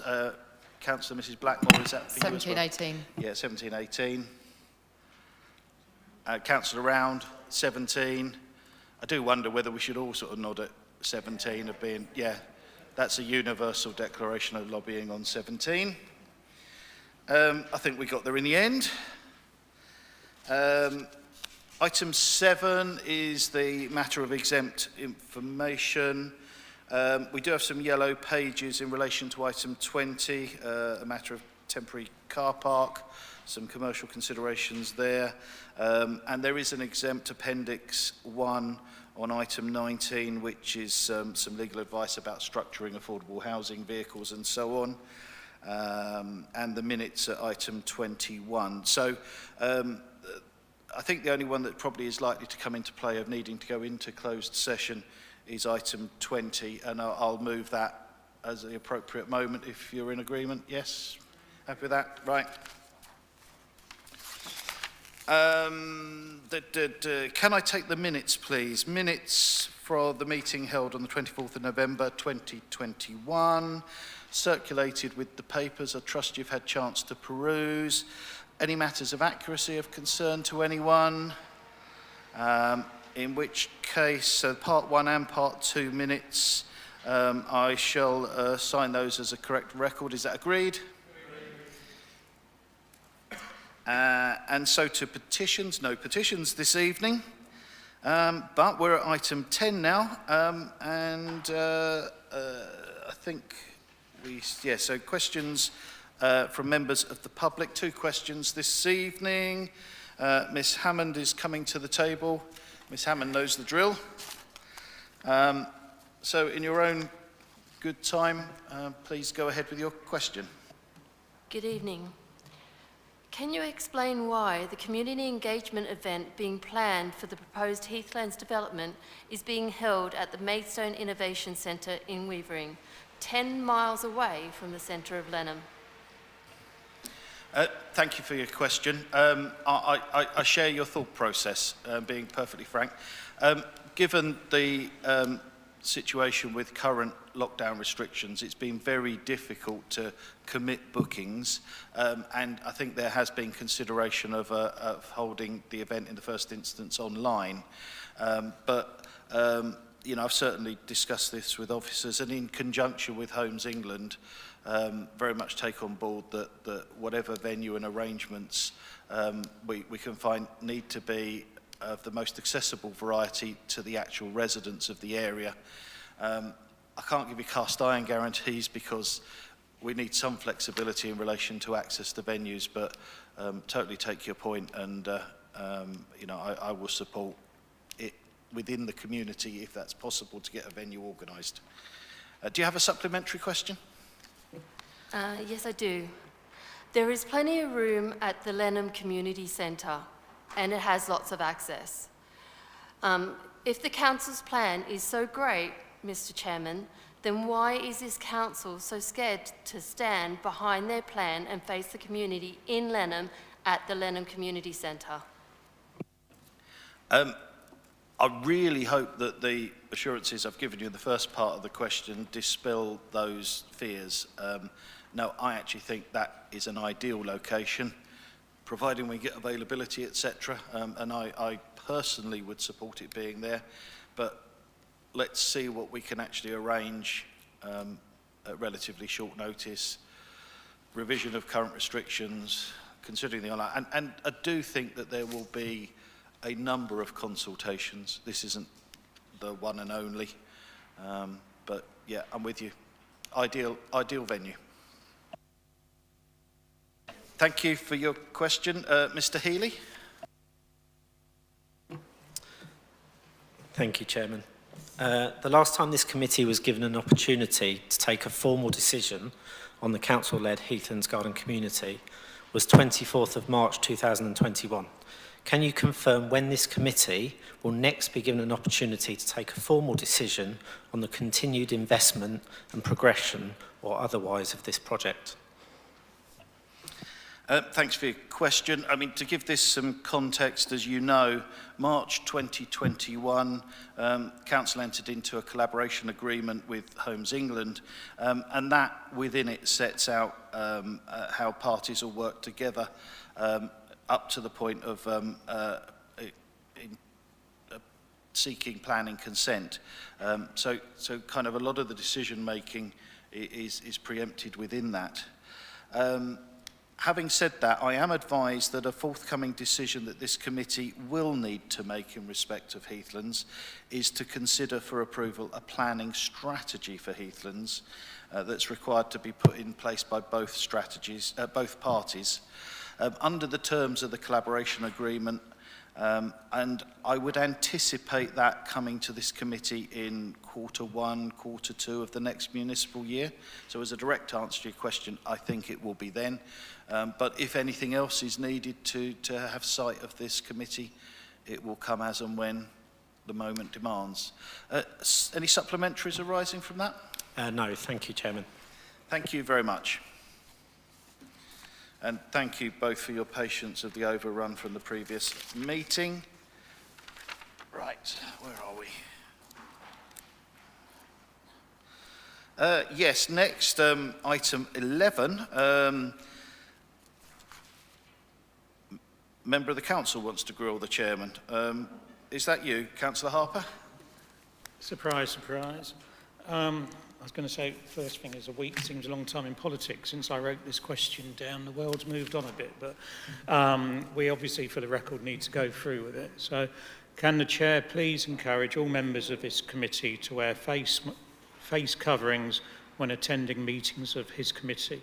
This is both a public health issue with Omicron, but also one of community leadership.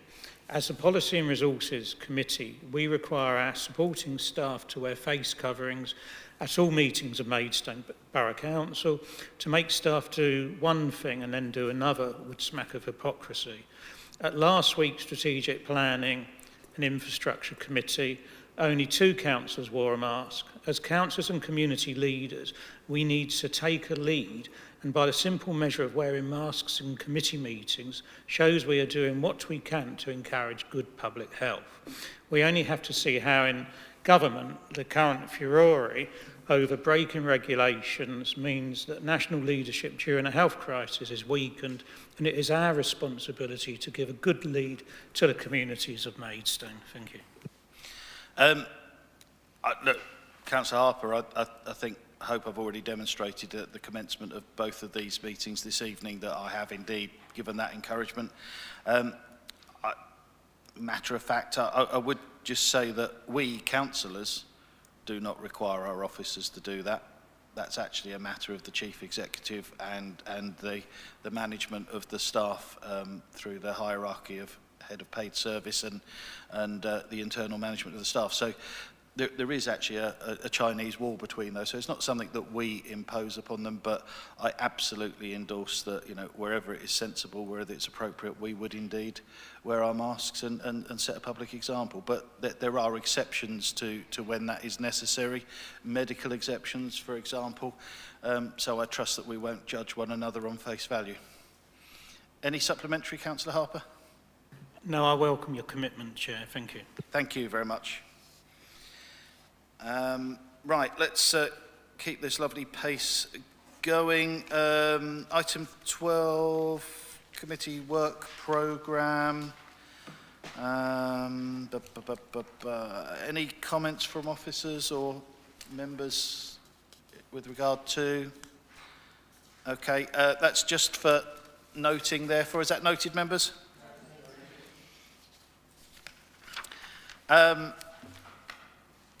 Right, we're at item 17, public sector-led garden community update. We've had a request from Mr. Healy to address the committee on this matter.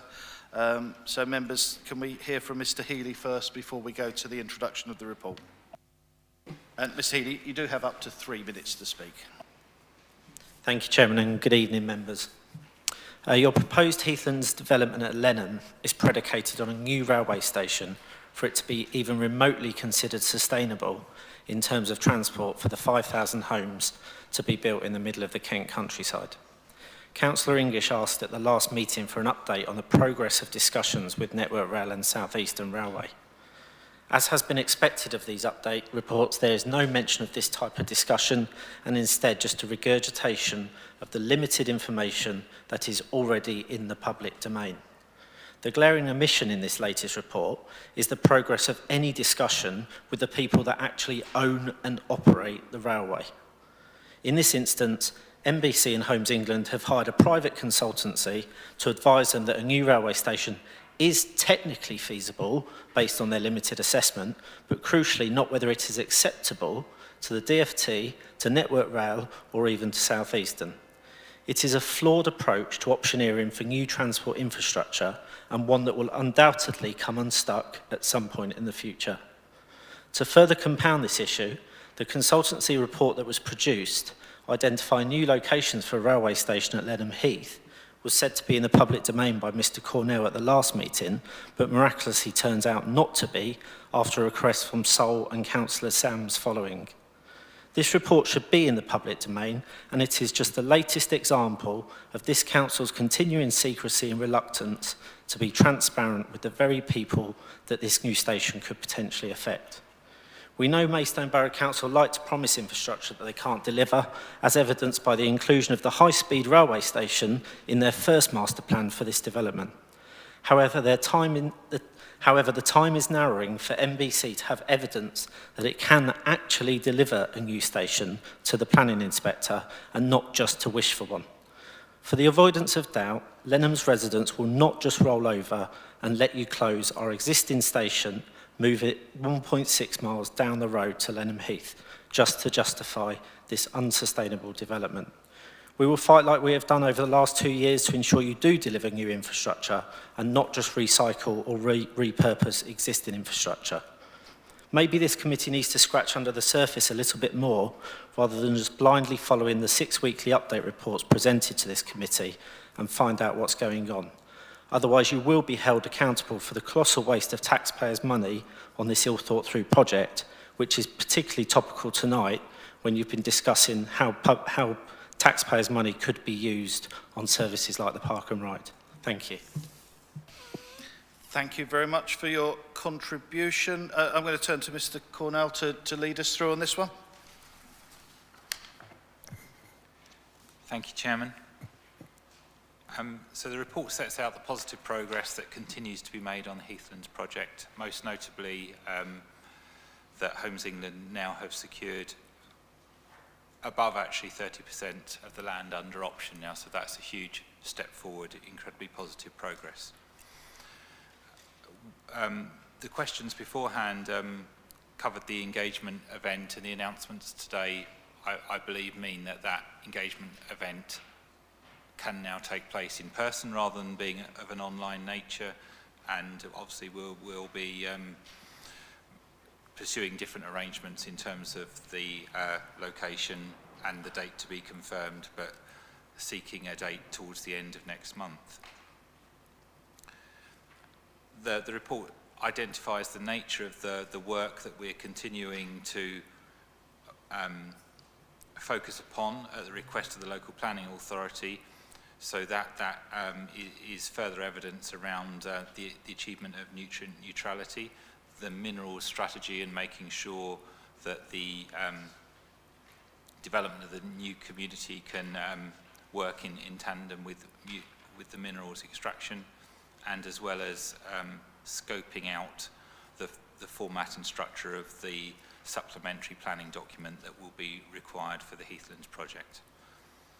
In terms of the rail-based sustainable transport solution, the report sets out the options that were considered and proposed by the consultant, and obviously some of the options in there I'm sure would be a little surprising, if not unpopular with certain stakeholders, but the nature of this work is to start with all options on the table and whittle them down to what would be the preferred option. And I'm pleased to say that the evidence is for the new station at Heathlands with no changes elsewhere on the line, and it shows a strong commercial business case for a new station. Homes England are commissioning a firm to prepare a more detailed strategic outline business case, and this will be submitted to the local planning authority prior to the examination in public. The risk section of the report is updated as requested in the November meeting, showing where risks have been removed or added. The next decision on this committee will need to make will be in respect of a town planning strategy for the site, and this strategy will be taken forward pre and hopefully post allocation of the Heathlands project. But I'll be pleased to take any questions. Thank you. Thank you. I've got indications so far from Councillor Harper and then Mumford. So, Councillor Harper. Thank you, Chair. My question really is picking up on what the Save Lenham Heath people were saying in terms of Power 2.7 and the railway station. I've had experience elsewhere of trying to get a new railway station put in, and working with the predecessor organisations to the current one, it's a long process to do. It's not impossible, but it's not a quick task. And I'm just wondering, given the fact that these two stations are relatively close together, whether any other options have been considered. I'm not saying don't go with looking for a railway station, but just beware that it might be thrown back by the rail authorities, given its closeness to the current Lenham station. So I just wonder if and I think it's called Fast Track up in Dartford, which runs from Ebbsfleet Station, is it? Whether any options have been considered as to potential alternatives to access the site if a railway station, additional railway station wasn't agreed. And so that's the first question. And really the second one is just on paragraph 4.3, where it's referring to this an additional risk in terms of options with landowners. And I note that in the earlier paragraph in 2.3, it says so far 30% of the options are in place, which means that 70% haven't yet been agreed. And I'm just trying to remember back to some of our previous reports, which were quite encouraging that the options were sort of imminently going to be signed. So I'm just wondering, you know, what is the timescale for these options to be completed? I mean, I remain completely in support of this proposal, don't get me wrong, but I just think we need to, you know, make sure that we're doing due governance and checking on these few issues. Thank you. Councillor Harper, perhaps if I could give you some feedback on the options before turning to Mr. Cornell, who could talk about the matters concerning Network Railways. I surprised I didn't get a question relating to this evening, but we're getting to the same point anyway. I follow those the progress of the options intimately. I've sat in as observer on a number of the meetings. We could actually claim a bigger success than the 30%, but it's being kept to the absolute minimum so that nobody is accused of stretching the truth in any way. It's the minutiae of you know, some secondary parts of putting the jigsaw together that remain outstanding. It's a lot easier to reiterate my confidence that we're almost there with actually having some dry ink on the table. But you know, I'm confident from what I'm hearing firsthand of the conversations with the landowners' agents, Homes England, lawyers, and other parties involved. You know, it's very real. I hope that helps a little bit. No, that's very, very good news. Thank you. Yeah, Mr. Cornell. Thank you. Yeah, in terms of the different options considered for a rail-based sustainable transport solution, they are set out, Councillor Harper, at 2.7 under the bullet points. So those are the broad possibilities that were on the table, and they, whilst at this stage the new station at Heathlands is the preferred and sort of most substantiated by the evidence, all those other options will be continue to be evaluated in the next piece of work. So we're not going straight to purely focusing on the preferred. So they will be looked at further as well.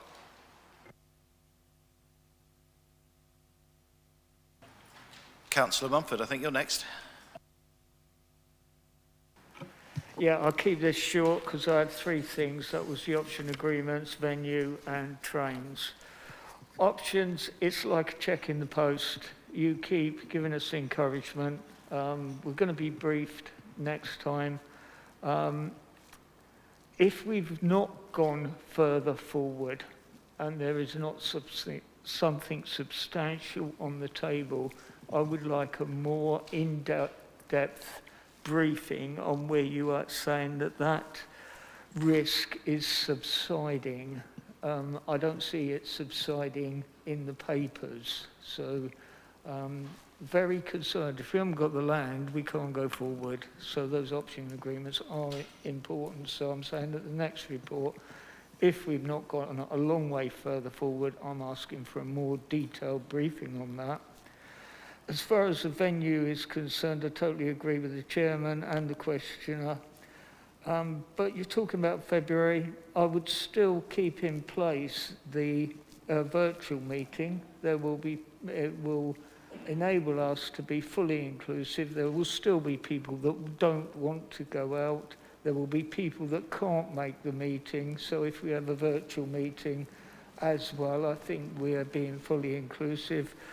As far as 2.7 and the trains are concerned, I would like to see the last option removed, and that is a new station at Heathland with the closure of the Lenham station. I don't think we should be pursuing closing Lenham station, but that's what I'm just putting forward, and I believe that that option should not be pursued. Thank you, Councillor Mumford, and so to Councillor English. Yes, I know why it's there, because Network Rail have a understandable concern about too many railway stations in close proximity in terms of how you operate a railway.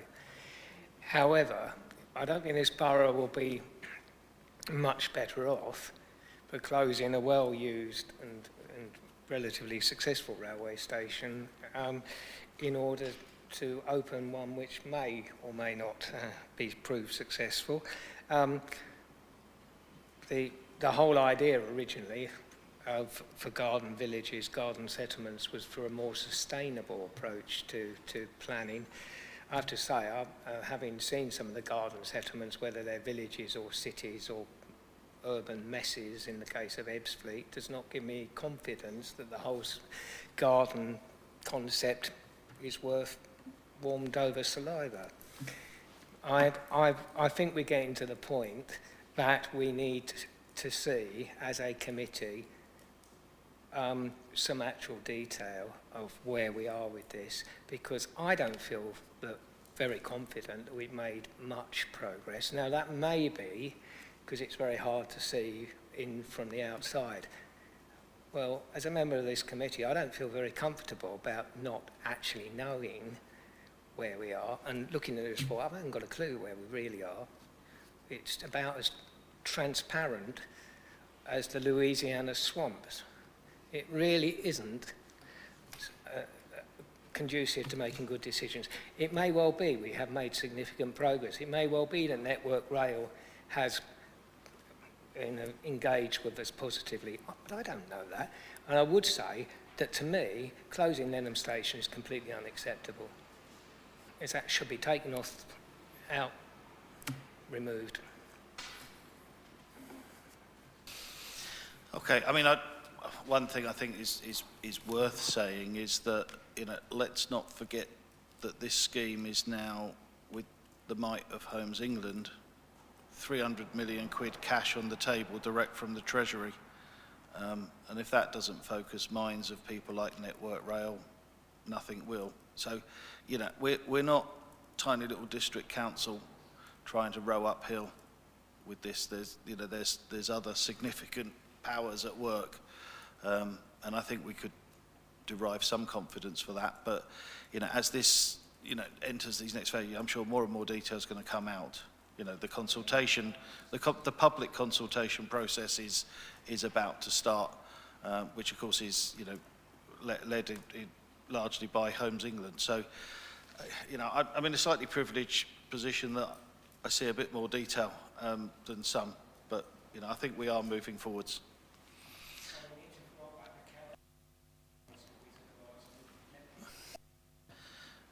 If you want your public to hear your comments, you need to put the microphone on. Yeah. Wicked wizard from the east. Right, I'm not seeing any other indications that the matter before us is to be noted. Members, is it noted? Thank you.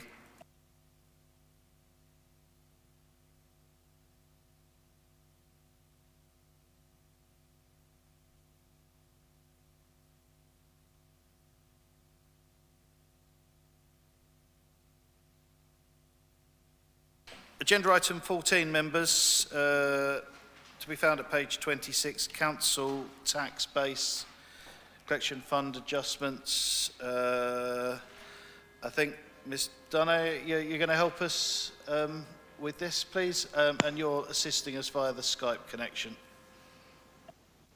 Yeah, thank you, Chairman. Good evening, members.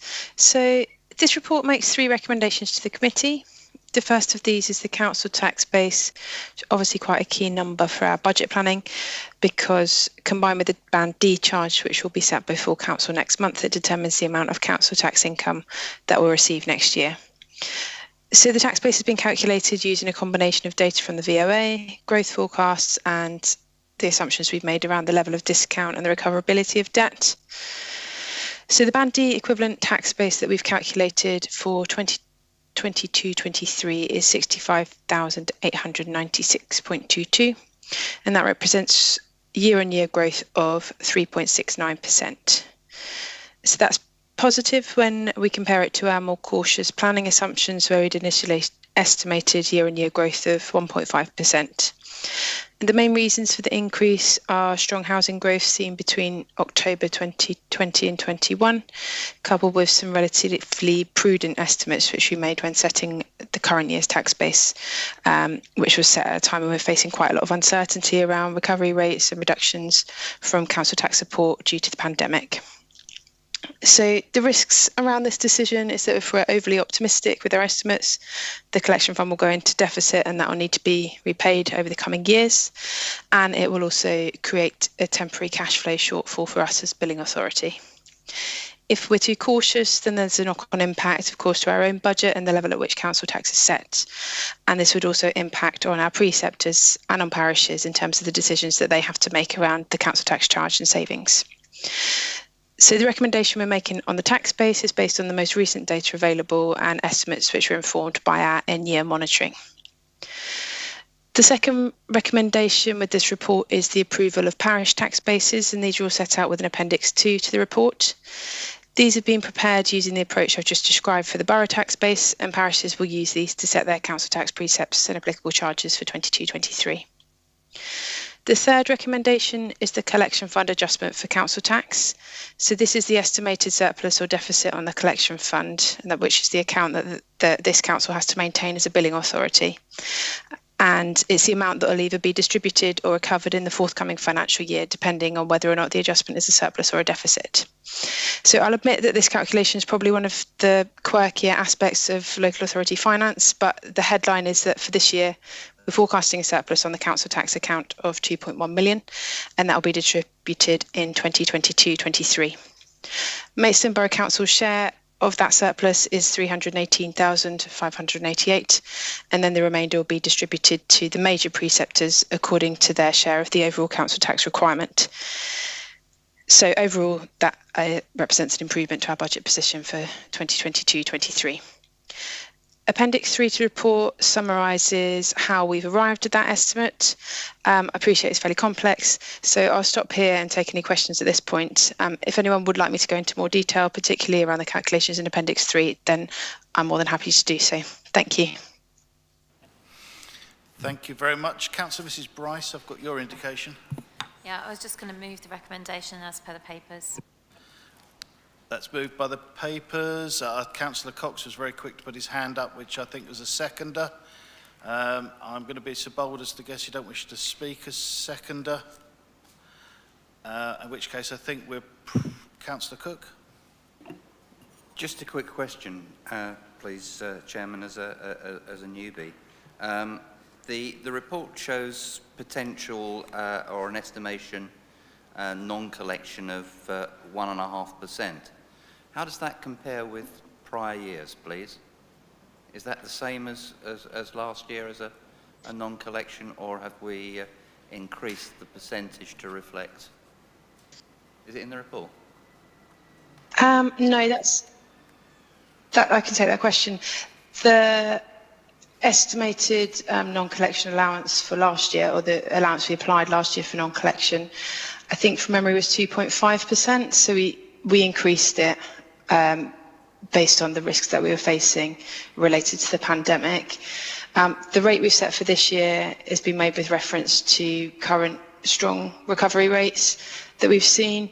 And I've kind of referred to the fact already that we're possibly a little overly cautious when we put that estimate in last year, which has resulted in the quite healthy surplus that we've seen on the account for this year. So it's not the same as last year, but it has been taken with reference to what we've seen through our in-year monitoring.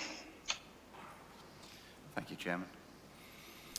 I don't see any other indications. I think the word used by the officer was quirky calculations, but I think actually they're very thorough. There's a lot of back office work that goes to get these baseline assumptions ready for us to consider matters more widely.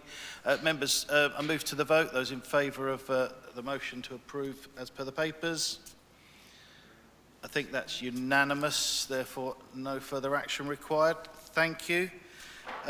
We're on to, I think, 15 next. And again, Ms. Dunay, you're going to assist us. Over to you. Thank you, Chairman. So this is our fees and charges report. It sets out our proposals to take effect from the 1st of April 2022, and it forms part of the process of setting next year's budget.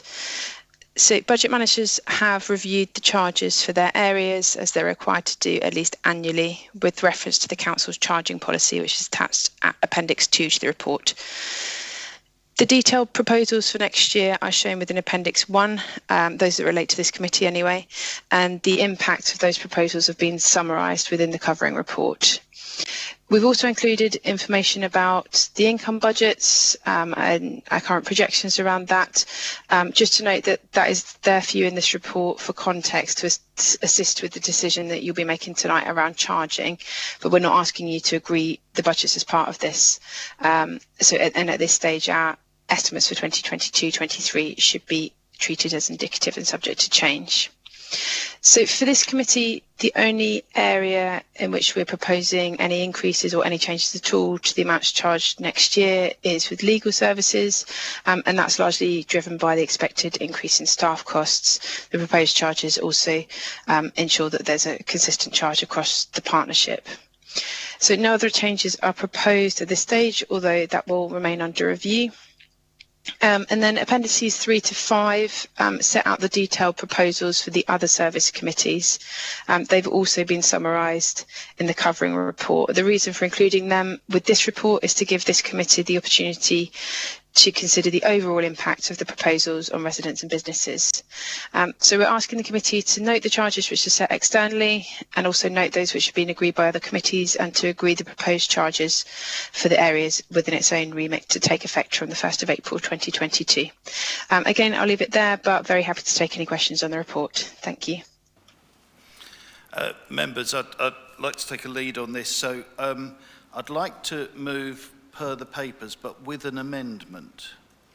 And in the context of our earlier meeting this evening with regard to Park and Ride, I'd like members to consider, as recommended on the papers, but if you turn to page 93, this concerns the proposed increases in the price of season tickets to our car parks.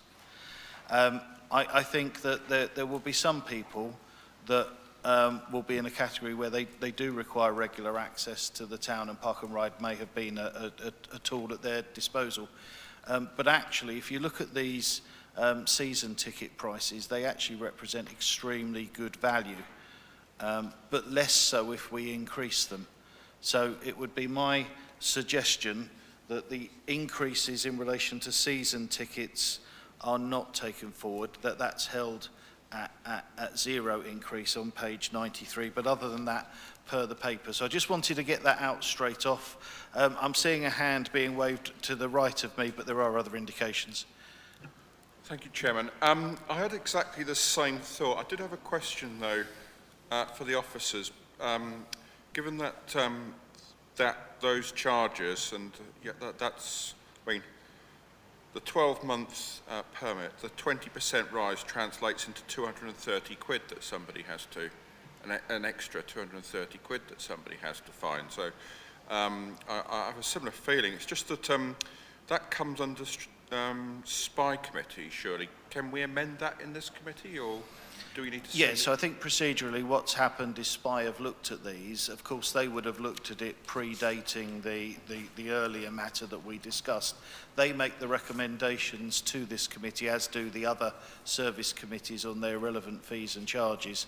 But then it's for this committee to agree the charging schedule for the council overall, which is what we have before us now.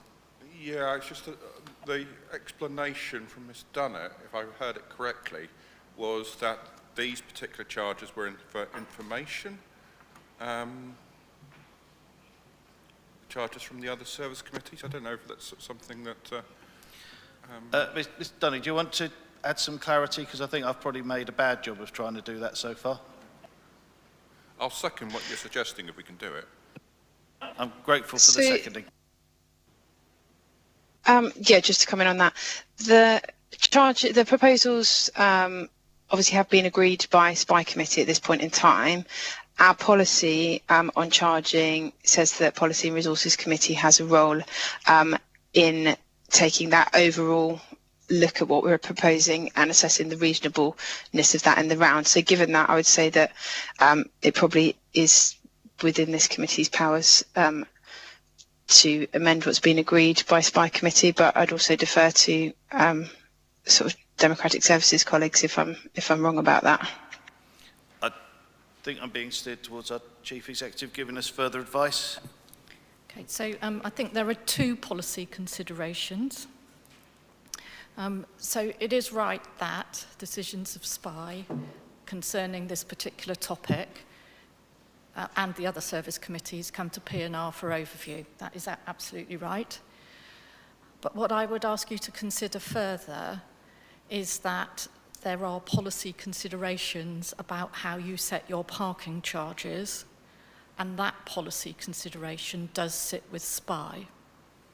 So you may want to ask the SPY committee to consider, to take a reference from here. Now, the timing of that might not be conducive to the overall decision-making timetable between now and the need for P&R to make its recommendations to full council. I'm just looking for some advice on that timing. It can be done. I'll ask for the Democratic Services officers to clarify that. Thank you, Chairman. So yes, if we're looking at the calendar, the SPY committee will meet on the 8th of February and then this committee will meet on the 9th. So what can be done is that a verbal update could be given on the 9th to clarify any sort of decisions made by the Strategic Planning and Infrastructure Committee. Thank you. So I think the upshot of that is, if you want further consideration in terms of the setting of season ticket prices, then you should ask the SPY committee to do that, and you can obviously give them your advice as to what you're expecting in terms of the principles to be followed. Thank you. So for the purposes of this evening, does that mean that we postpone the decision to agree Appendix 1, or we make the decision as I've proposed and ask SPY to give further policy right, okay. Councillor English, I see you twitching. You might have a contribution directly on this, but you're on the speaking list more generally.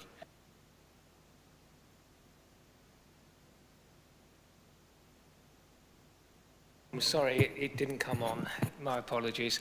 The obvious issue is if you don't have an increase in one set of fees and charges for a particular committee, they may well wish to revisit some of their other fees and charges, which is actually something I was going to comment on, because I was a little, not just on this committee, I was a little surprised with one or two of the proposals, given the estimates in some cases were significantly below the budget and some cases significantly higher.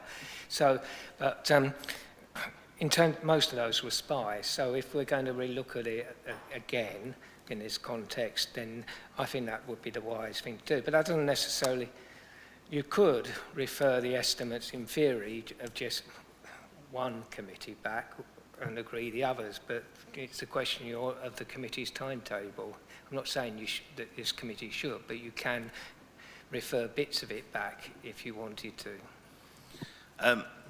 So I think where we're at is it's moved per the papers, but recommendation 1 is with the exception of the increases to season ticket parking, and that we've probably added a number 4, which is that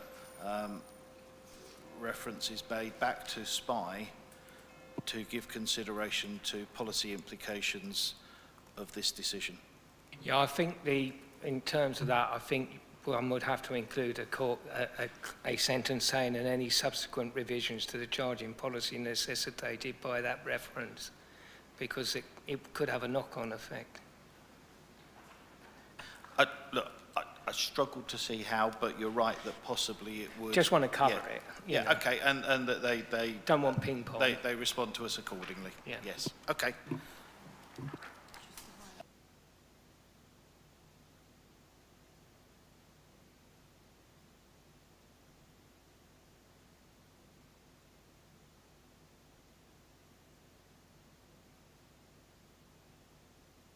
Right, I did mislead us all because it's not actually Appendix 1, it's the Recommendation 3 that contains references to Appendices 3 to 5 that it's contained in. So I think we all know what we mean, but I didn't get that spot on correct. Okay, so that is moved and seconded it on that basis, but I have a speaking order which is Councillor Harper, Bryce, Cox, and I'm going to cross English off because he's all ready to go. Yeah. So, Councillor Harper. Thank you, Chair. Just a couple of questions, and I fully support the idea of the car parking charges being sent back to SPY. When I was going through this, I was looking at pest control on page 81. And, sorry, let me just find page 81. And I was a bit surprised that there's a couple of percentage rises there, of 41%. And 87% or 88%. And I didn't know if it might be possible to have, an explanation as to why, a couple of those charges seem to be going up so high. It seems really high inflation rate for those to me. And the other one I just wondered is whether when it would be when Chi was discussing this, if anyone knew whether, in terms of the sports pitch charges on pages 65 to 66, they considered, the impact of rising inflation. I mean, only this week, the evidence seems to be coming out that inflation is going to remain fairly high for a number of years, and I'm just wondering whether the 5% increases they seem to be coming down with for sports pitches were they factored in, the cost of living impacting on people and the need with our Making Maidstone more active policies not to deter people from using sports provisions. That was the only couple of questions I had on this. Can anybody answer any of that? That might be a bit detailed for this evening, but...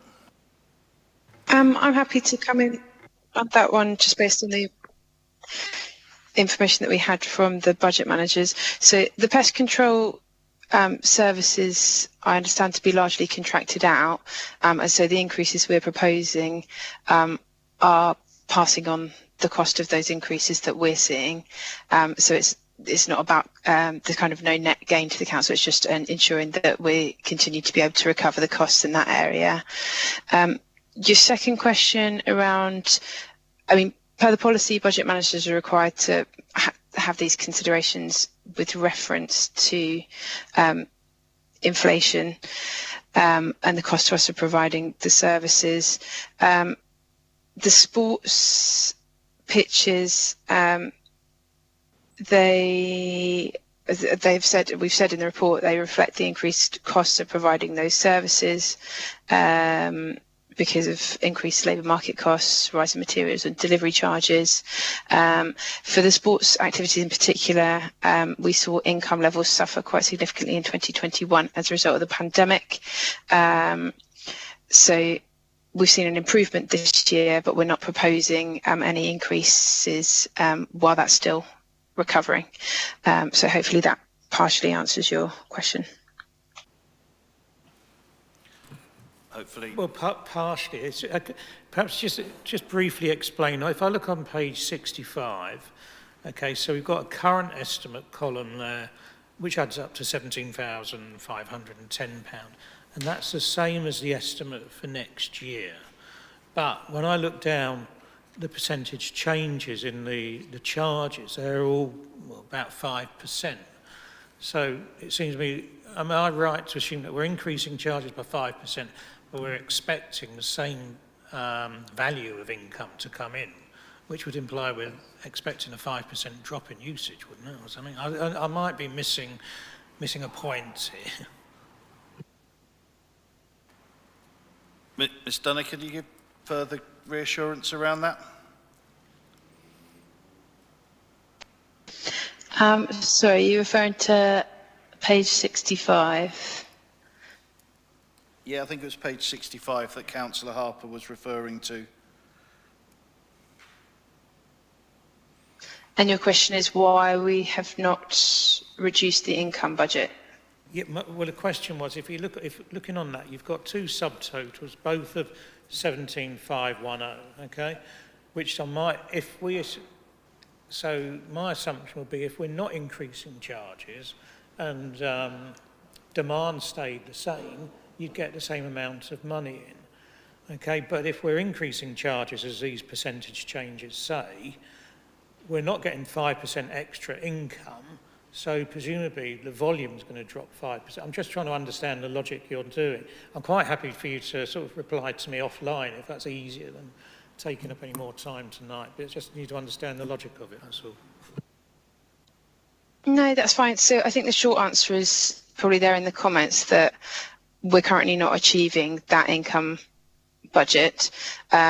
So we have proposed an increase to the charges, but we're not proposing an increase to the budget. That said, just to remind you of what I said in the introduction, those budget figures are there for context, and they will be subject to subject to ongoing review as we go through the budget setting process. So the decision you're taking in relation to this report isn't around agreeing that budget figure. It's around agreeing the proposed level at which we want to set the charges for next year. Thank you. I think pointing us to that comment section has helped clarify that perfectly. Councillor Mrs Bryce. Thank you, Chairman. It's Groundhog Day. I always ask this question, and forgive me, I can't recall the response. It's around fixed penalty fines for waste, crime, community protection. I always ask why these can't be put up for naughty people that do the wrong thing and don't use all of our wonderful resources. Is it just because these are as high as they can go and they are statutory notices and we can't affect them? Who can give us an answer on that? Mr Cornell? I'll try. I would have to come back to you on this tomorrow with the exact details, but I think there is an upper limit, but you've got discretion to operate below that limit, and I think we do to some degree, but I will get the exact percentage of the maximum we are proposing to charge. I'll defer to Ellie if she knows any different, but it's quite a detailed question, but I believe there are price ceilings on what you can charge. It's just the report notes for some of them the amount shown is the maximum penalty, so if that is the case, then that would be useful to know. If there is discretion to increase them, I for one would like to see these things increase, because I think things like failure to produce the correct waste documentation would actually be a useful deterrent to people that are doing the wrong thing. Can we leave that as the comment is noted, perhaps the appropriate chairman for that remit, is that quite close to you, Mike? Just raise that with officers at an appropriate time. Councillor Cox. Thank you very much, Mr Chairman. One very important point, and I don't know whether we can add it on to your sort of referral regarding the long-term charges for car parks, and that is the charges that are there for overnight parking in some of our car parks. I was under the impression that residents could actually park in any of our car parks if they have the resident parking permit yet cannot park within their own allotted area. This is particularly prevalent in North Ward and East Ward. And I really would like the consideration, because I believe it's a very small amount of money that we actually collect, yet it keeps people out of the areas where there is space to park. And therefore, particularly, I have had female residents say that they drove around for 30 or 40 minutes and then ended up going and parking some distance away where they could get in for free. I believe, as much as possible, all our residential area car parks should be overnight free for people who already have a residence permit. That's one. And two, I've noticed on page 68 that we list in fees and charges mooring fees. And we actually have an estimated budget income of £20,530, yet there's a caveat in the comments that says, not currently collected, but there may be opportunities to do so in the future. I wonder how we can actually have an estimate. However, I would say that perhaps we could look at Reading Council and their parking enforcement officers collect their mooring charges, because it is very near to where these people actually walk up and down. It's all done online, very similar to our own car parks. They can do it online, and we're missing out on £20,500 of estimated income, and I don't really see why we haven't looked at this before. Well, I did actually bring it up about 2 years ago, but hey-ho, thank you. I think Councillor English is going to say something like, with the residence permit, you're okay, but go on. The figure that Councillor Cox was alluding to there is for the evening and nighttime fee for people who do not have residence car parking permits. There is a major part of the town centre, for example, that is excluded because on Mr Kitson's analysis, there's no point providing a permit because there's literally nowhere to park. So that's that fee. I have to say, I think it's too high. And people who are in that situation are not entitled to park in our town centre car parks and with the permit, because they can't get a permit, and then they charge rather a large amount of money. I actually think it's too high. There are, if you have a residence permit, most of the Borough Council's car parks you can park in overnight, and we actually extended that concession in relation to the Union Street and the Brunswick Street planning applications to an earlier time. There are a few car parks where you can't, and it may well be that it should be reviewing those, but that's not a fee and charge issue. Okay, I think we're in the danger here of actually doing the job of spy. Yes, I think we are. My amendment was very specific because of circumstances earlier this evening, but really the place to take those issues more generally is back to the relevant committee. I think members did need to know what we were talking about. Yeah. That does complete the speaking list. I'm going to ask for the motion with the amendment to be read out just for clarity, and then we'll move straight to a vote. Thank you, Chairman. So the wording that I got down earlier was that in light of the earlier decision in relation to the Park and Ride, a reference is made back to the Strategic Planning and Infrastructure Committee to give consideration to policy implications of the decision. May I make a suggestion? As there is quite a lot of sort of information contained within the appendices to the report, I wonder if it may be worth adding to the wording that I've just said in relation to parking season tickets as included within Appendix 5 to the report, just so that it is clear which charges are being referred to. I think the clarity is welcome. I'm happy with that. I think the seconder is as well. On that basis, I think we can move to a vote. Those in favour? I believe that to be unanimous. Nothing more to be said. Thank you. So, Mr. Chairman, was there no way then that what I was asking to have considered, and it is in very few car parks, be added to what you were saying? That's why I made the comment. All right, so apologies if that's cut off, but it's going to go back to Spy. Spy's the place to go and visit and put that on the table at the time, I think, but we can pick that up. Okay. Look, the item has been voted and is closed.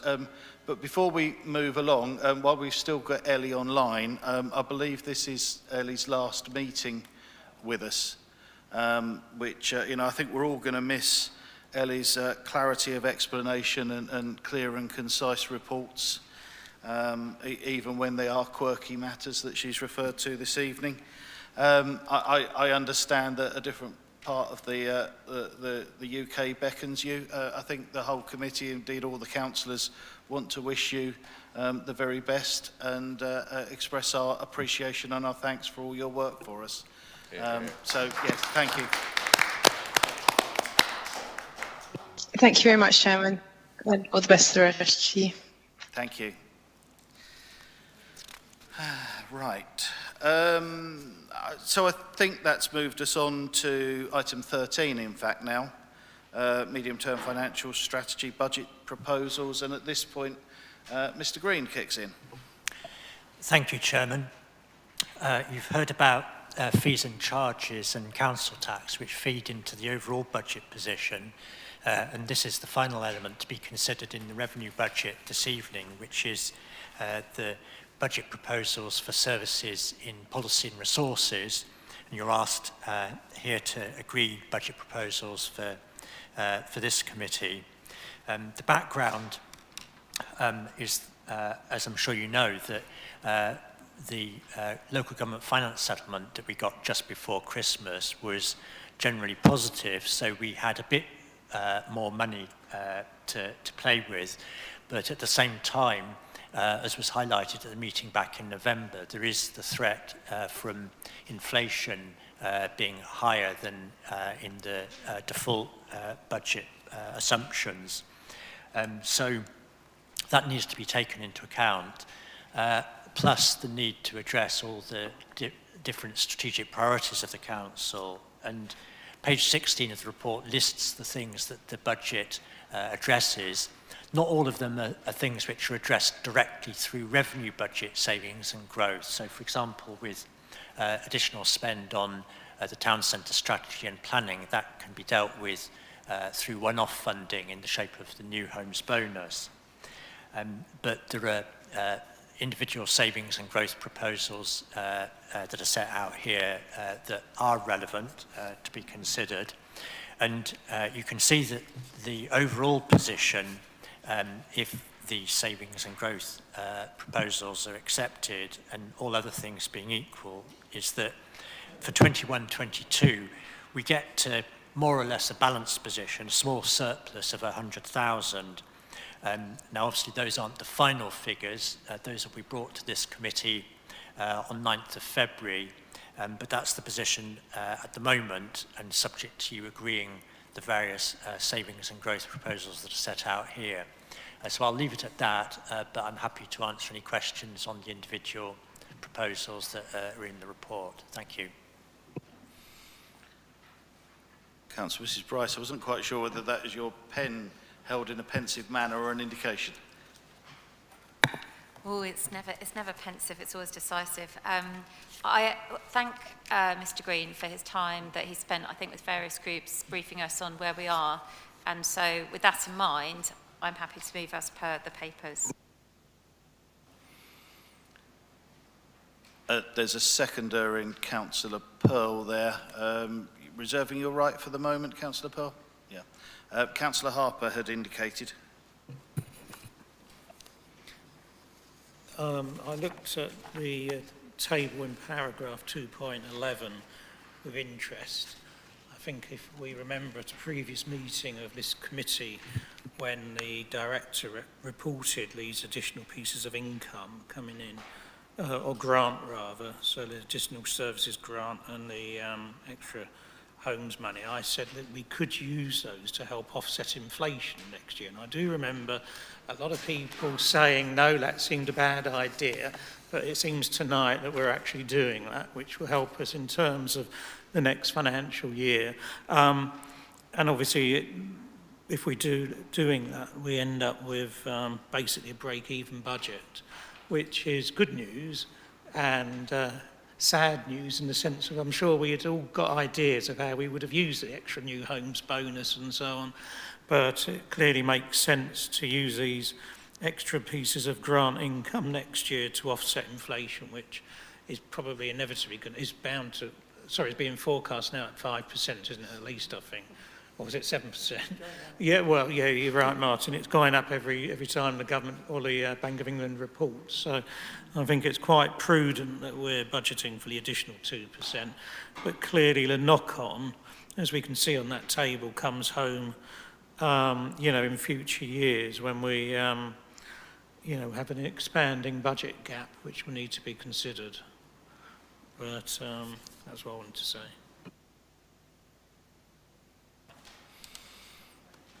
Okay. Don't have any other indications at this time. One minor comment from me for what it's worth. You know, when we did ask for that additional inflation scenario to be worked through, it's a heck of an impact to the numbers, isn't it? You know, really quite sobering. So I think we've got to brace ourselves a little bit.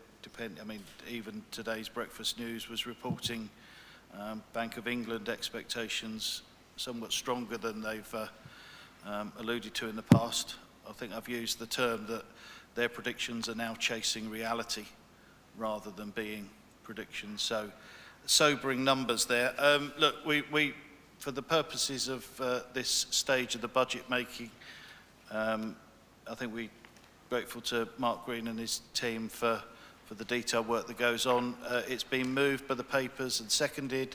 Can I take it to the vote? Those in favour, please. Unanimous, that's moved along. Thank you, everybody. And as my accountant says to me, for every profit and loss, there's a balance sheet, and in council speak, for every revenue budget, there's a capital budget. Back to you, Mr. Green. Thank you, Chair. Exactly. This is the other side of the picture, which is the capital programme. And I think the main point to make in relation to the capital programme is that the proposals set out here for the next 5 years do represent quite a significant increase over the existing capital programme. There's an existing capital programme of 130 million, but what we've got in this report is a significant expansion, mainly for 2 reasons. One is the additional 82 million for the affordable housing programme, which you'll be hearing more about later, and also 30 million for reprovision of leisure facilities at the end of the current Serco contract. Now that's an indicative figure, and we still need to consider what is needed. That's a subject that will be considered by members over the next few months, but this represents a significant increase in the capital programme. The report sets out the basis on which schemes are included in the capital programme, and the important thing is that capital schemes do need to be sustainable, so there needs to be the means either through returns from individual schemes or through provision in the revenue budget for the council to service the interest and repay the borrowing that's needed for the capital schemes. So all capital schemes have to meet that test. The detail starting on page 124 in the report describes the individual schemes within the capital programme, and they're summarised in the appendices. So rather than go through the detail, I'm happy to take any questions, and William Cornell likewise on schemes for which he's responsible on the individual items within the capital programme. Thank you, Chair. Nobody's waving at me, so I have got a couple of minor things. Just with regard to the capital for the museum, now there is access to a privately offered grant that supports that. Does that need to come into this anywhere by way of mention, or does that sit outside of our capital budget? The 389,000 is the council spend, so external funding would be in addition to that. That doesn't need to be mentioned here. And then the other thing that I would wish to comment at page 125, where you're identifying 113.6 million underpinning the affordable housing programme, there's a comment there that it will take 10 years, which is why we're not recognising necessarily the whole cost in this 5-year period. My ambition is that we move a little bit more swiftly than that. So I hope very much, Mr. Green, that you will have to revise that in due course.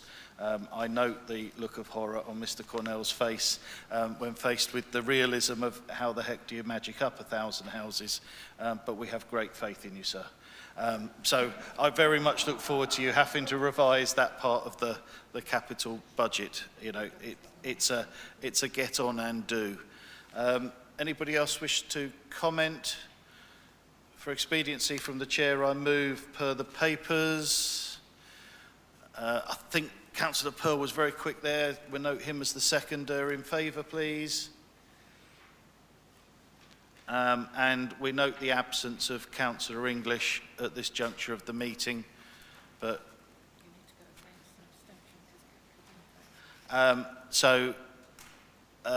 they were the fours. Are there any against?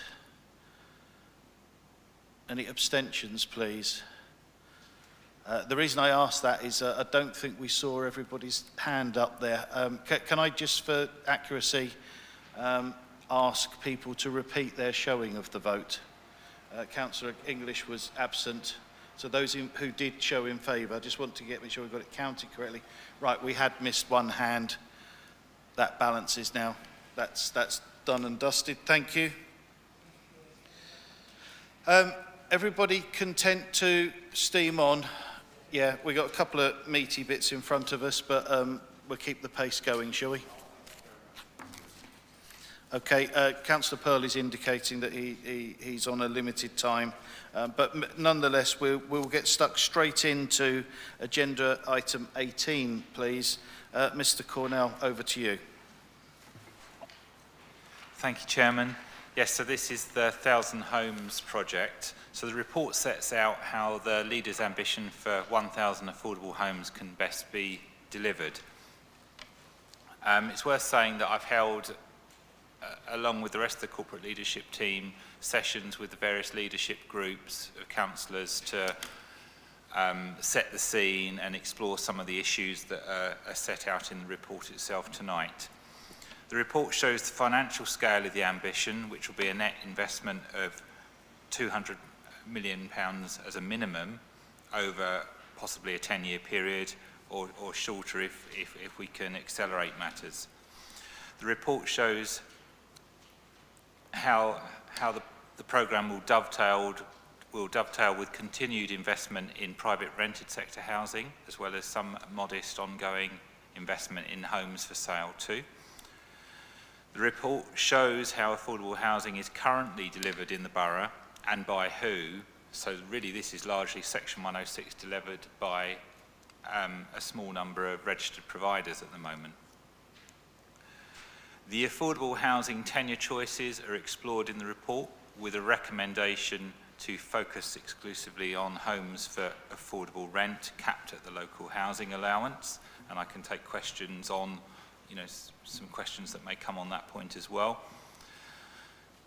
The report sets out the different means by which affordable housing can be subsidised.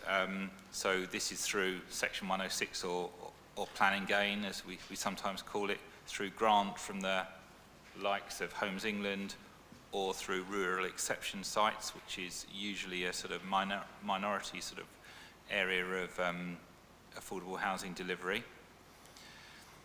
Even taking these subsidy sources into account, the need for internal subsidy is also set out too, and so the creation of a Maidstone Housing Investment Fund, together with the investment hurdles, are also proposed in the report.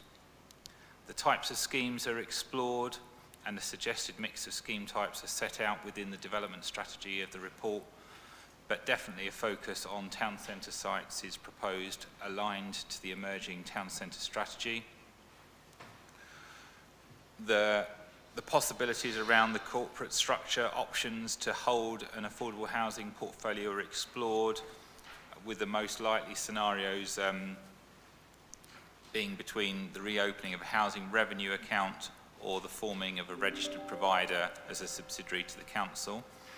There is an exempt appendix which explores the various options in a little bit more detail, but really because we have scope to hold 200 affordable homes in our general fund, we don't need to make that decision this evening, so it's a further report that will come back to this committee later in this calendar year, I'm sure.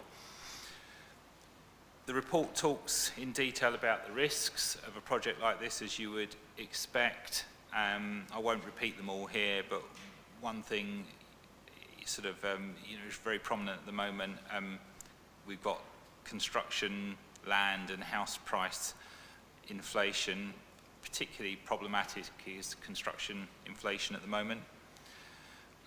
We need to consider the need for securing committee approvals for scheme opportunities as they come forward, and really to be cognizant that at this moment in time the council doesn't have a strong pipeline of projects or a land bank, so we need to start securing opportunities at pace, as the chairman says. But rather than sort of go into too much detail, it's all in the report, so I'll happily take questions. Thank you. And indeed, I would thank you for a very well set out report that actually covers a lot of territory. I've got two indications so far, starting with Councillor Harper before moving to Councillor Mrs Bryce. Thank you, Chair.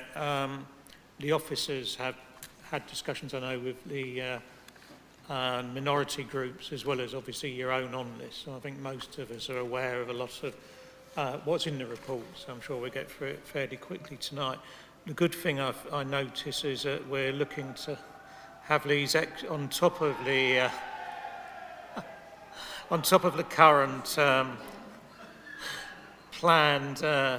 Sorry, that's all for. Yeah, on paragraph 2.7, which talks about obviously section 106 will deliver affordable housing through planning gain. I think what we're looking at is building on top of those houses coming through that stream, so the thousands on, yeah, that's as I thought.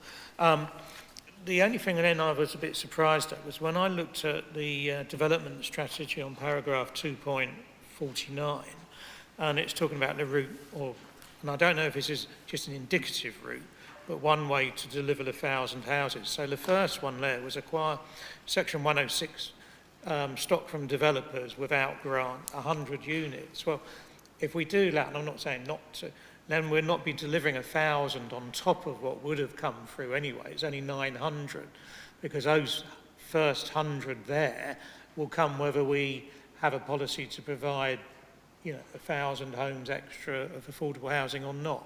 So I suppose my question is, how does that 10% fit in with the desire that the 1,000 units was on top of what we would have got through from section 106 planning?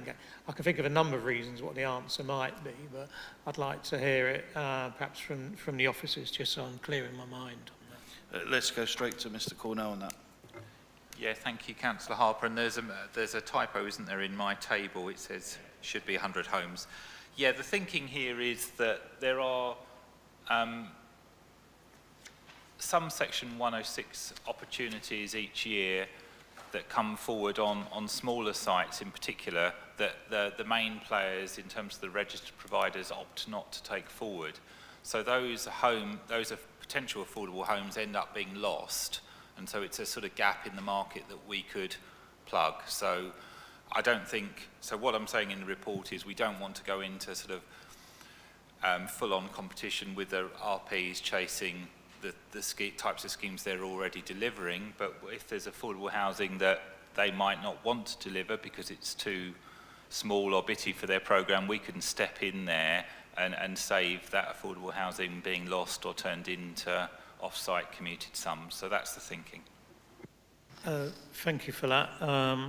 that gives me some reassurance, because I was a bit concerned we were looking at a way we could suddenly have 100 units up on the market within the next couple of months. But if we are going to be providing stuff from small developments which wouldn't have come through and they'd have sought exemption from those units, and what you just said makes perfect sense. So I think at this stage I'm happy to support the proposals. And so to Councillor Mrs Bryce. Thank you, Chairman. Yeah, note the mix to pursue to give us a number of options to expedite things as quickly as possible, and the risk that we've got, probably the biggest risk, is the rise in construction prices. So my only note really, I picked up on the point in the table, so that's great, that's been clarified. So on 7.1, it was just to request whether or not, and I think inevitably it will come back to this committee more frequently, but we're talking about an annual, I think it says an annual January each year, but I don't know if we want, given that it's such a significant expenditure item, I don't know if we want to request something more regular than that, rather than an annual piece of feedback. I have no doubt we'll be hearing about it more frequently, but I don't know if we should reserve for it to come back more frequently. Sorry, could you just direct me to the paragraph reference you just referred to there?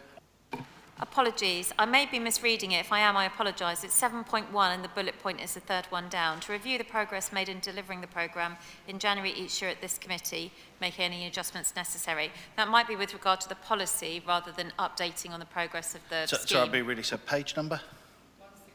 Yep, 162.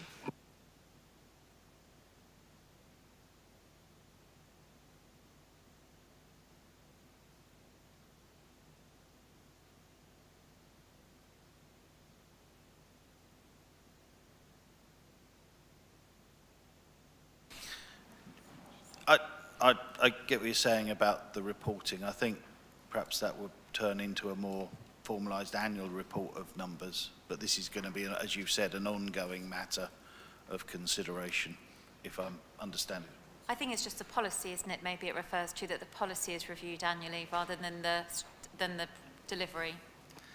Yeah, it's a monitoring. So, you know, in between that, I hope we have many reports about acquisitions that we need to make. I've got Councillor Perry, then Councillor Cook. Thank you, Chairman. I do support the recommendations of the paper, but I've just got a question. It's para 2.25, and it's about the creation of a Mason Housing Investment Fund.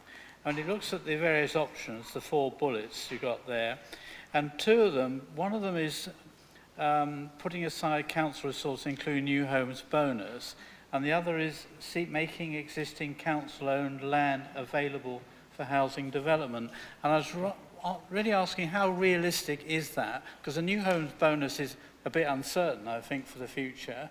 And then the making existing council-owned land available for housing development.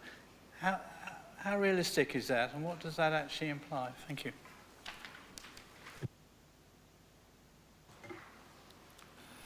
Yeah, thank you, Councillor Perry.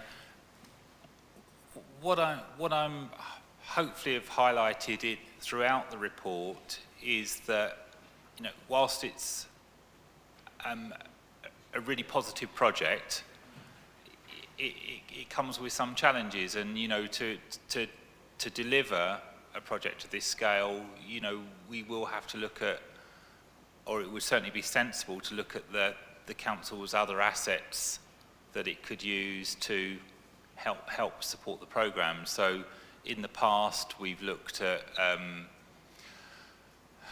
you know, all different kinds of land holdings that the council has at the present time that may or may not be suitable for some development.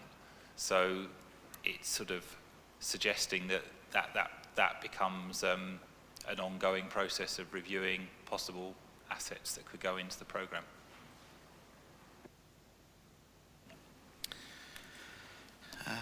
I've got Councillor Cook, then Cox. Thank you, Chairman. I was looking at the risks, and I'm on page 160, and I was just in terms of the pipeline. and the availability of land, I if we have, presumably this needs to link into to our local planning process as well. So in terms of the availability of land from a 5-year supply point of view, do we start taking, how do we balance those demands? Because is this on top of...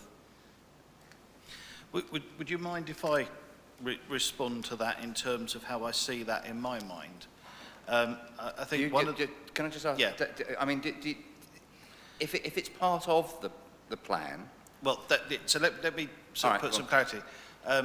You know, government make us produce a certain number of housing. That's what our local plan has to deliver. I do not see this as an extra 1,000 on top of that. No, I see this as a move for this council to take control of 1,000 of that imposed delivery for local people and their needs. So, you know, our 1,000 is contained within the local plan numbers.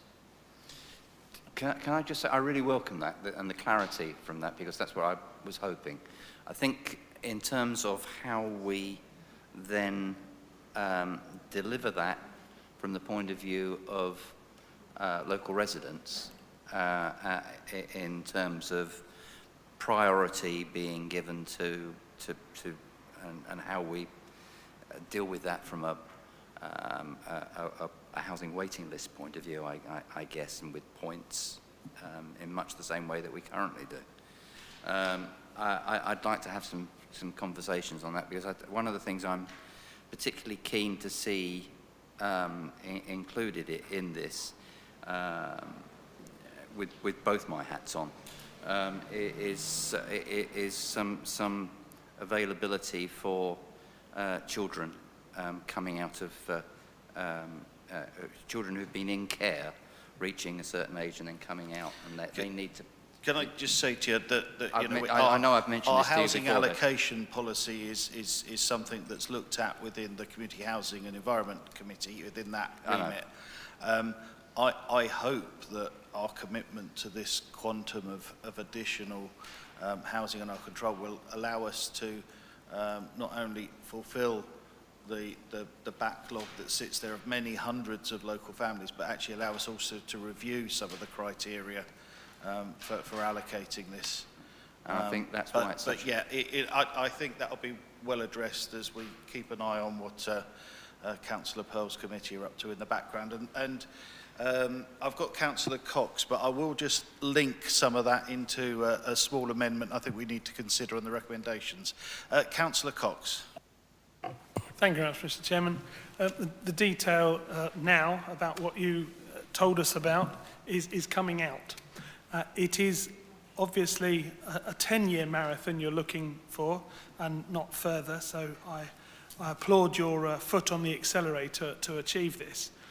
In 2.25 on page 153, the bullet points just raise an eyebrow, and I'd just like a bit of clarity, if I may. Making existing council-owned land available for housing development. We've just put pay possibly to Park and Ride. I do hope we're not going to be thinking about that car park as land that we can put houses on, because we heard from people who have come to us this evening, other councillors, and they said that the residents are already throwing this one up in the air. That is Moat Park. It's within the wall of Moat Park, and I think we need to be very careful if we are going to consider that. That was item 1. But also, your last bullet point says cutting other council services / costs to create the financial headroom. Do you have anything that you could flesh out on that, or any areas that you think this 1,000 houses is going to mean that isn't achieved? Is there anything we can see on the balance at this point? Because this document is big, and I think it is in the public domain. I'm applauding you that we've got that here, But these little teasers dripping into the water, I would like a little bit of fleshing out for, please. I'm going to ask Mr. Cornell to give perhaps a little bit of rationale for why he's written sentences there. But from my own part, I think we're getting the first draft of detailed thinking through of what this may or may mean and what the future considerations that will come to us will be. But cutting other services, essentially, I'm not in the business of cutting any essential council services. Let's just put that out there. And making use of existing council-owned land. There's lots of land in our portfolio already. Questions whether it's suitable, but I think the whole thing is that we acquire more land, so it becomes council land that we can actually work with. So don't read too much into that. Are you saying you want to remove cutting other council services to create the financial headroom? I don't think that features in the recommendations, but I'll come to it. Let Mr. Cornell add perhaps more scientifically to why he wrote words that he did. Yeah, thank you, Councillor Cox. It's to sort of bring to your attention the operating environment we're in. So registered providers are the organisations over the last 20 or so years that have been delivering affordable housing. And these are organisations with big balance sheets, lots of assets that they're holding at historic sort of low values and so on. So they've got a lot of historic financial capacity which they can use to subsidise new affordable housing development. And that's why they're the main players. And this is why councils have struggled in the last few years is to sort of compete for opportunities and so on, is because we're not in that privileged position. So I'm highlighting that that's a risk to the programme. There may be times when, if we want to sort of see the programme move forward apace, grow even, that those kind of decisions would at least be explored. And also, the government, in the form of Homes England, when they're giving grant, they try and draw out match funding from the organisations they give grant to. So whether it's some land at below market value or internal subsidy. So this is the operating environment that we're going into. So I felt it was right to be as transparent as possible with that. I'm going to come back to you, Councillor Cox, but for me, the clarity is in that last sentence, which says options include. That does not for 1 minute think that we would back those options, but clarity, Mr. Cornell is just laying it all on the table. Well, of course you could do more faster if you didn't spend your money on other things, but we will always be making those balanced decisions. Can I just back to you? Thank you. In which case, I hope me raising that point comes out in the minutes. Sometimes things don't come out in minutes because they might not have been very important. I feel the point I just raised, or the two, were quite important, and I hope they are raised in the minutes, one. Two, I have seen about the right to buy in here, and this is in our capital expenditure. And therefore, is there longevity in these buildings that will be built to actually take on board that we may have to borrow for 50 years? Are they going to still be ours, or are we going to be paying for them and they've been sold back to the people who've lived in them after 12 years or however, whatever the gates they've got to go through? I think that's covered by way of advice in the yellow papers, setting out what those risks are and possible vehicles that we could use to mitigate that. I don't think we're at the point now of making hard decisions of exactly how we will structure taking that into account. Yeah. But the advice is in the yellow pages there, setting out exactly what you're alluding to. I see what you say. This is we're encouraging, we're trying to be supportive, but at the same time, in 8 years' time, I don't want to be told, well, it was before you at P&R and you didn't bring it up. So thank you very much, Mr. Chairman, for indulging me. I think I've covered everybody. Councillor English, are you still to speak? I'd crossed you out. It might have been Freudian. I'm sure you have every reason so to do, Mr. Chairman. I have some concern about just recording individual comments in minutes. That is not really what you're supposed to do. Minutes are a record of decisions made and reached, or representations where appropriate. You know, having said that, it's a bad principle, but the point raised is quite important. So perhaps an exception can be made. The fact of the matter is that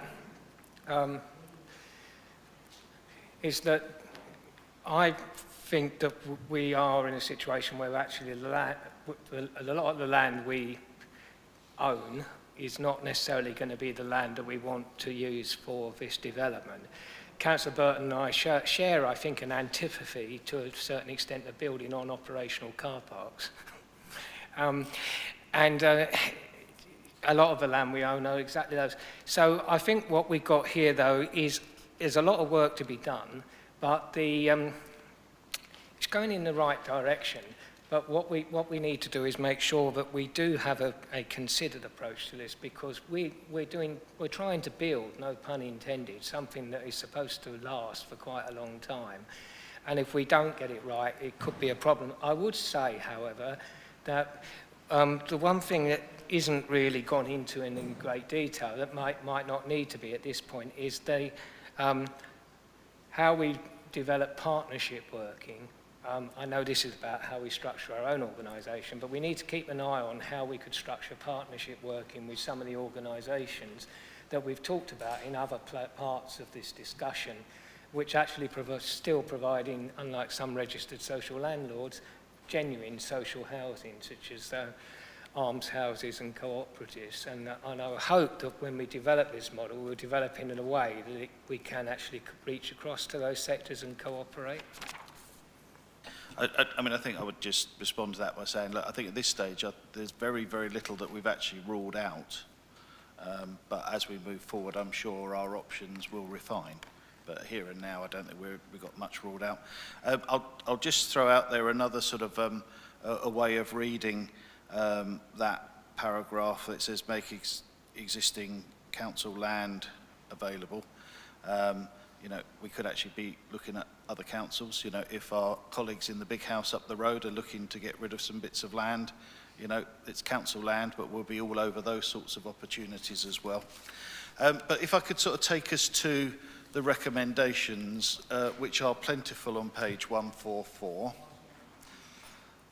Councillor Cox. I'd like to move an amendment to add a point 9, if I may, Mr. Chairman. Okay, I've got lots of drafted bits relating to that as well, but let's hear what you've got to say. That council-owned land within the walls of Moat Park, brackets, for example, Willington Street Park and Ride car park, are not considered for such housing development.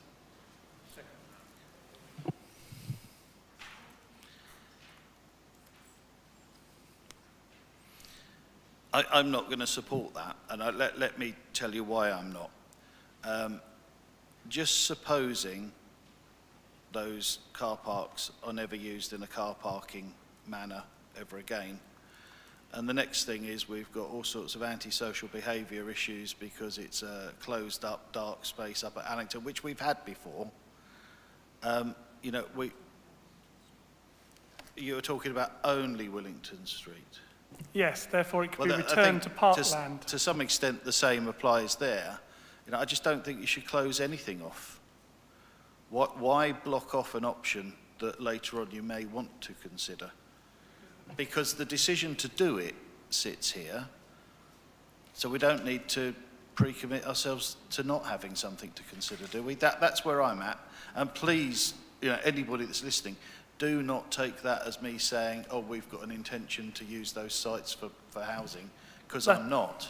But that is parkland, Mr. Chairman, that was given to the borough the people of Maidstone, by I believe it was Lord Romney or whoever it was, that has been given to Maidstone to use for the benefit of Maidstone as a park for open spaces. We're better off getting more parkland, not less. And if this car park is not going to be used and is too big for the people to use within Maidstone to attend the park, then it should be returned to the land that it was originally taken from. I hear what you're saying. I don't think we need to make that decision now. In My fact, amendment still stands. I believe I have a That decision is not on the seconder. agenda to make.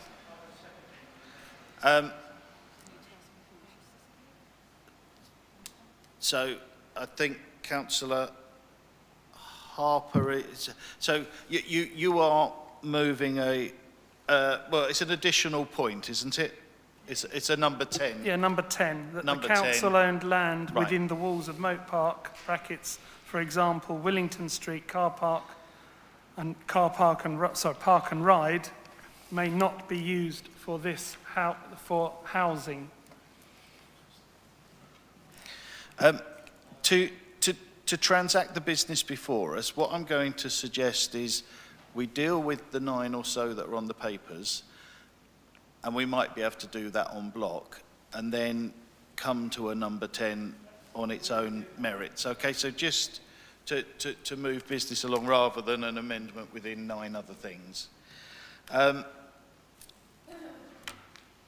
Allow me 30 seconds to just read something here.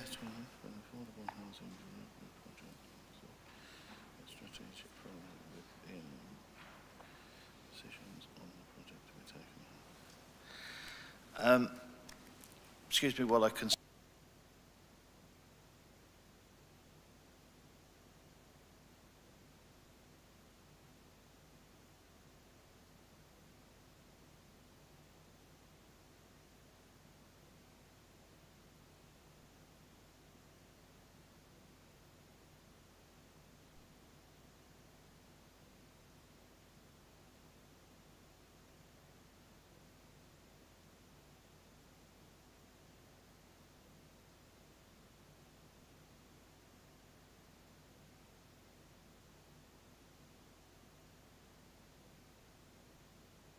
I'll explain just what that effort of clarification was all about. So I'm going to move for the chair for expediency the 9 things on the paper with a couple of, well, one a comment and secondly an amendment. I'm going to put a comment against number 6 where we're actually saying that the internal rate of return is being set notionally at 4%. Well, not notionally, it's being set at 4%. And it relates to your, I think it was your comment, Councillor Cox, about the life expectancy of these assets in relation to that. You know, I think there's a working premise that a new house has a life expectancy of 200 years. So the 4% is a threshold that's designed around 50-year repayment or 50-year expectation. Now, of course, if we can expand that timescale a little, you've only got to shift 0.5% on that expectation of return there to cut ourselves some headroom. Now, here and now, I don't think we have any mechanisms on the table to know how that could be achieved. But what I'm drawing to the attention of the committee is, you know, let's approve this as the working premise now, but one that we may want to revisit if some tools become available that allow us to do so. So no change to 6, but I just wanted to spell that out so that we're all not thinking we're bound to that forever and ever. The more substantive thing I think that we just need to polish is number 9 in that last bit for subsequent approval by the CHE committee. There's an implication there that we're binding the CHE committee to a decision, right, which I don't think we can or should. So I think I was going to do it by just changing approval to implementation by CHE, which is very simplistic. The officer advice is to be a little bit more fulsome with this and to actually stop the words at report. So 9, finishes 2.49, 2.58 of this report, strike the rest out, and that we should bring in a 10, which might mean that yours is an 11, Councillor Cox, a 10 that says that we identify the affordable housing delivery project as a significant strategic project within all the decisions, within which all the decisions on this project are taken by policy and resources. So this very high level, you know, we're committed to it, we want 1,000, we'll look at deals, is P&R territory, and we don't have the complication of committing CHE to things. So I'm recommended by officers that we put good clarity there, probably better clarity than I've been able to explain, but that's what we're doing. So with cutting 9 short and inserting 10, that I'm moving from the chair, and I'm seeking a seconder. Councillor English was very quick there, and I'll go to the vote and say, please, those in favour. And I believe that is unanimous. I will note for the record that Councillor Pearl did indicate that he had a matter he needed to attend to and had left the meeting prior to the vote. So Councillor Pearl is no longer in the meeting, the record so notes. Now, Councillor Cox, you're actually suggesting to put something forward as a number 11. And if I'm understanding you correct, you want this committee to make a decision that Moat Park territory is categorically ruled out of play.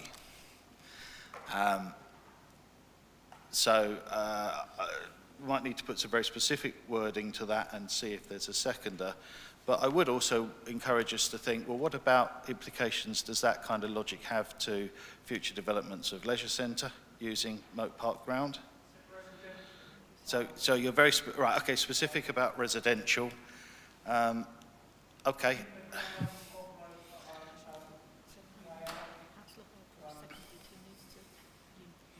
Right. So I think Councillor Harper has seconded you. Well, no, sorry, I just got to address whether the seconder wants to speak now or later, then I will immediately come to you, Councillor English. Councillor Harper, do you want to actually speak on this? I've forgotten the word, yeah, I reserve my right to reply, yeah. Right. Councillor English, to you. I think we need to be very specific if we're going to do this to the Park and Ride site. I'm not necessarily in favour of it myself, but members need to be aware that within the within part of the overall park, which was purchased, not given by the way, to the borough, the cricket club and the rugby club have over a number of years sought, and it's within the boundary of the park, technically, Councillor Cox, it is. So we need to be very, very specific. I'm personally not necessarily in favour of that development going ahead, but I think it's very unwise for us to sit here and say, oh, you can't do it, off the back of an accidental motion about something else. I just think that's unwise. That's exactly what I was trying to convey so earlier. if we want to say, and I do want to say that we don't want a housing development as part of this proposal, right, and I do think you have to say it's part of this proposal because this is the report we're discussing. We aren't discussing an agenda item on general housing provision. It's not on the agenda. An amendment to say that as part of this programme we're not looking at the Park and Ride site in Moat Park is fine with me, and I strongly support that. But if that is what we should be doing, if that's what we want to do, because this is the agenda item on the page, affordable housing provision, not the local plan. It's not on the agenda, so we can't make a decision on it.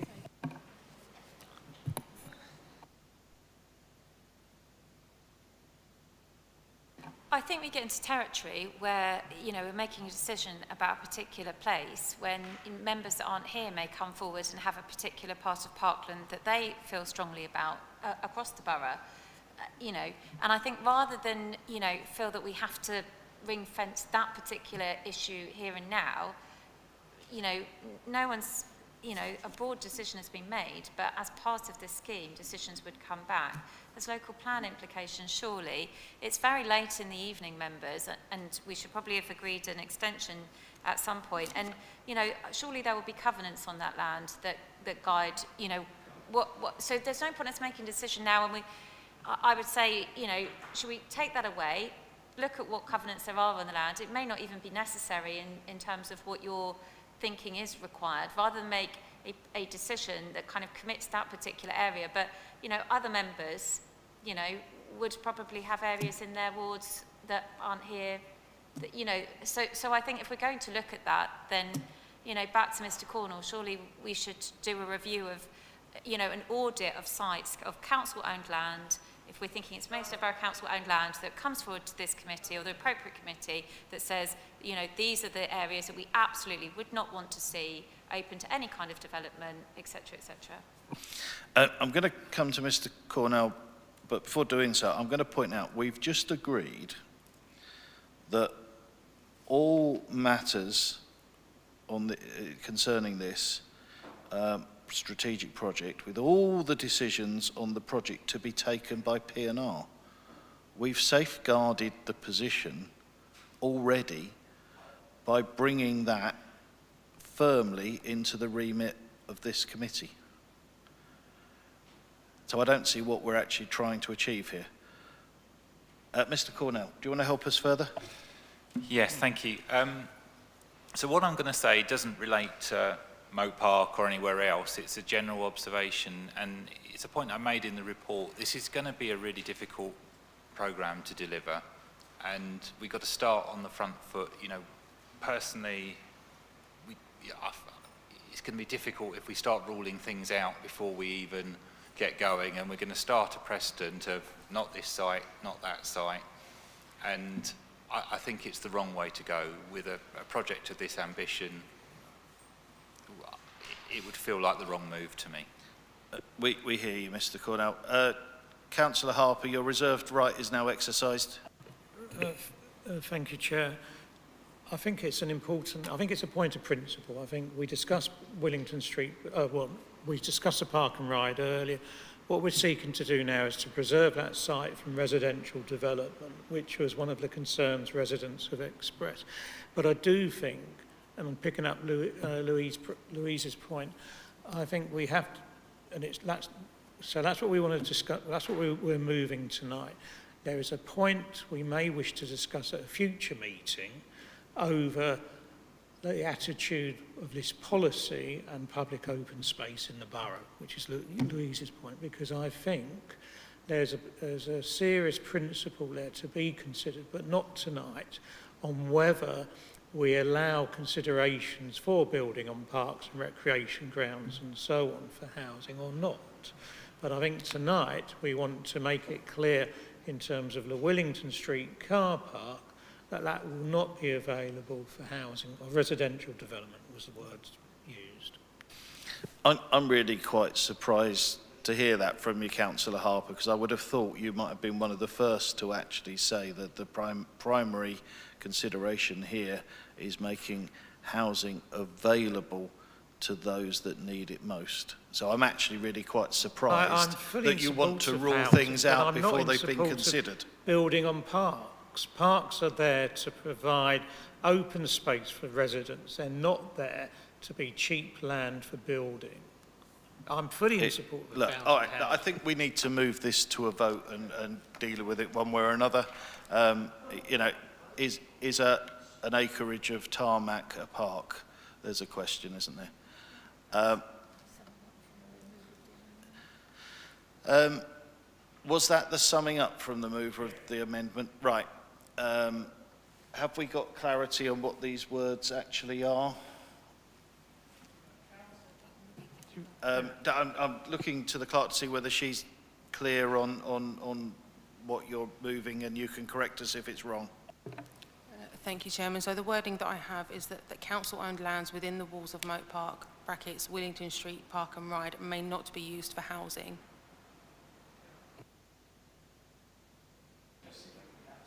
Right, that's clear. Those in favour, please.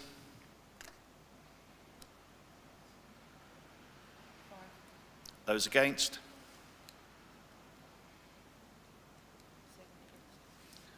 I don't think there's abstentions, but I'll ask for abstention. Yeah, 1 abstention noted. 2.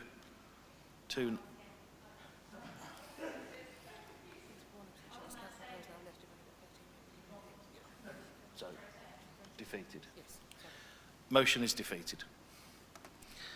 I believe that concludes that item.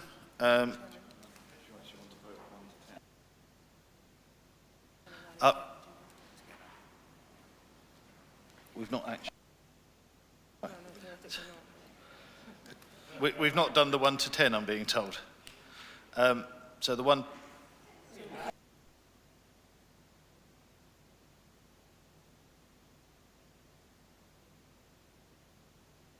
No, so confusion, yeah, but yes, they're all dealt with. Yes. Right. That does conclude that item.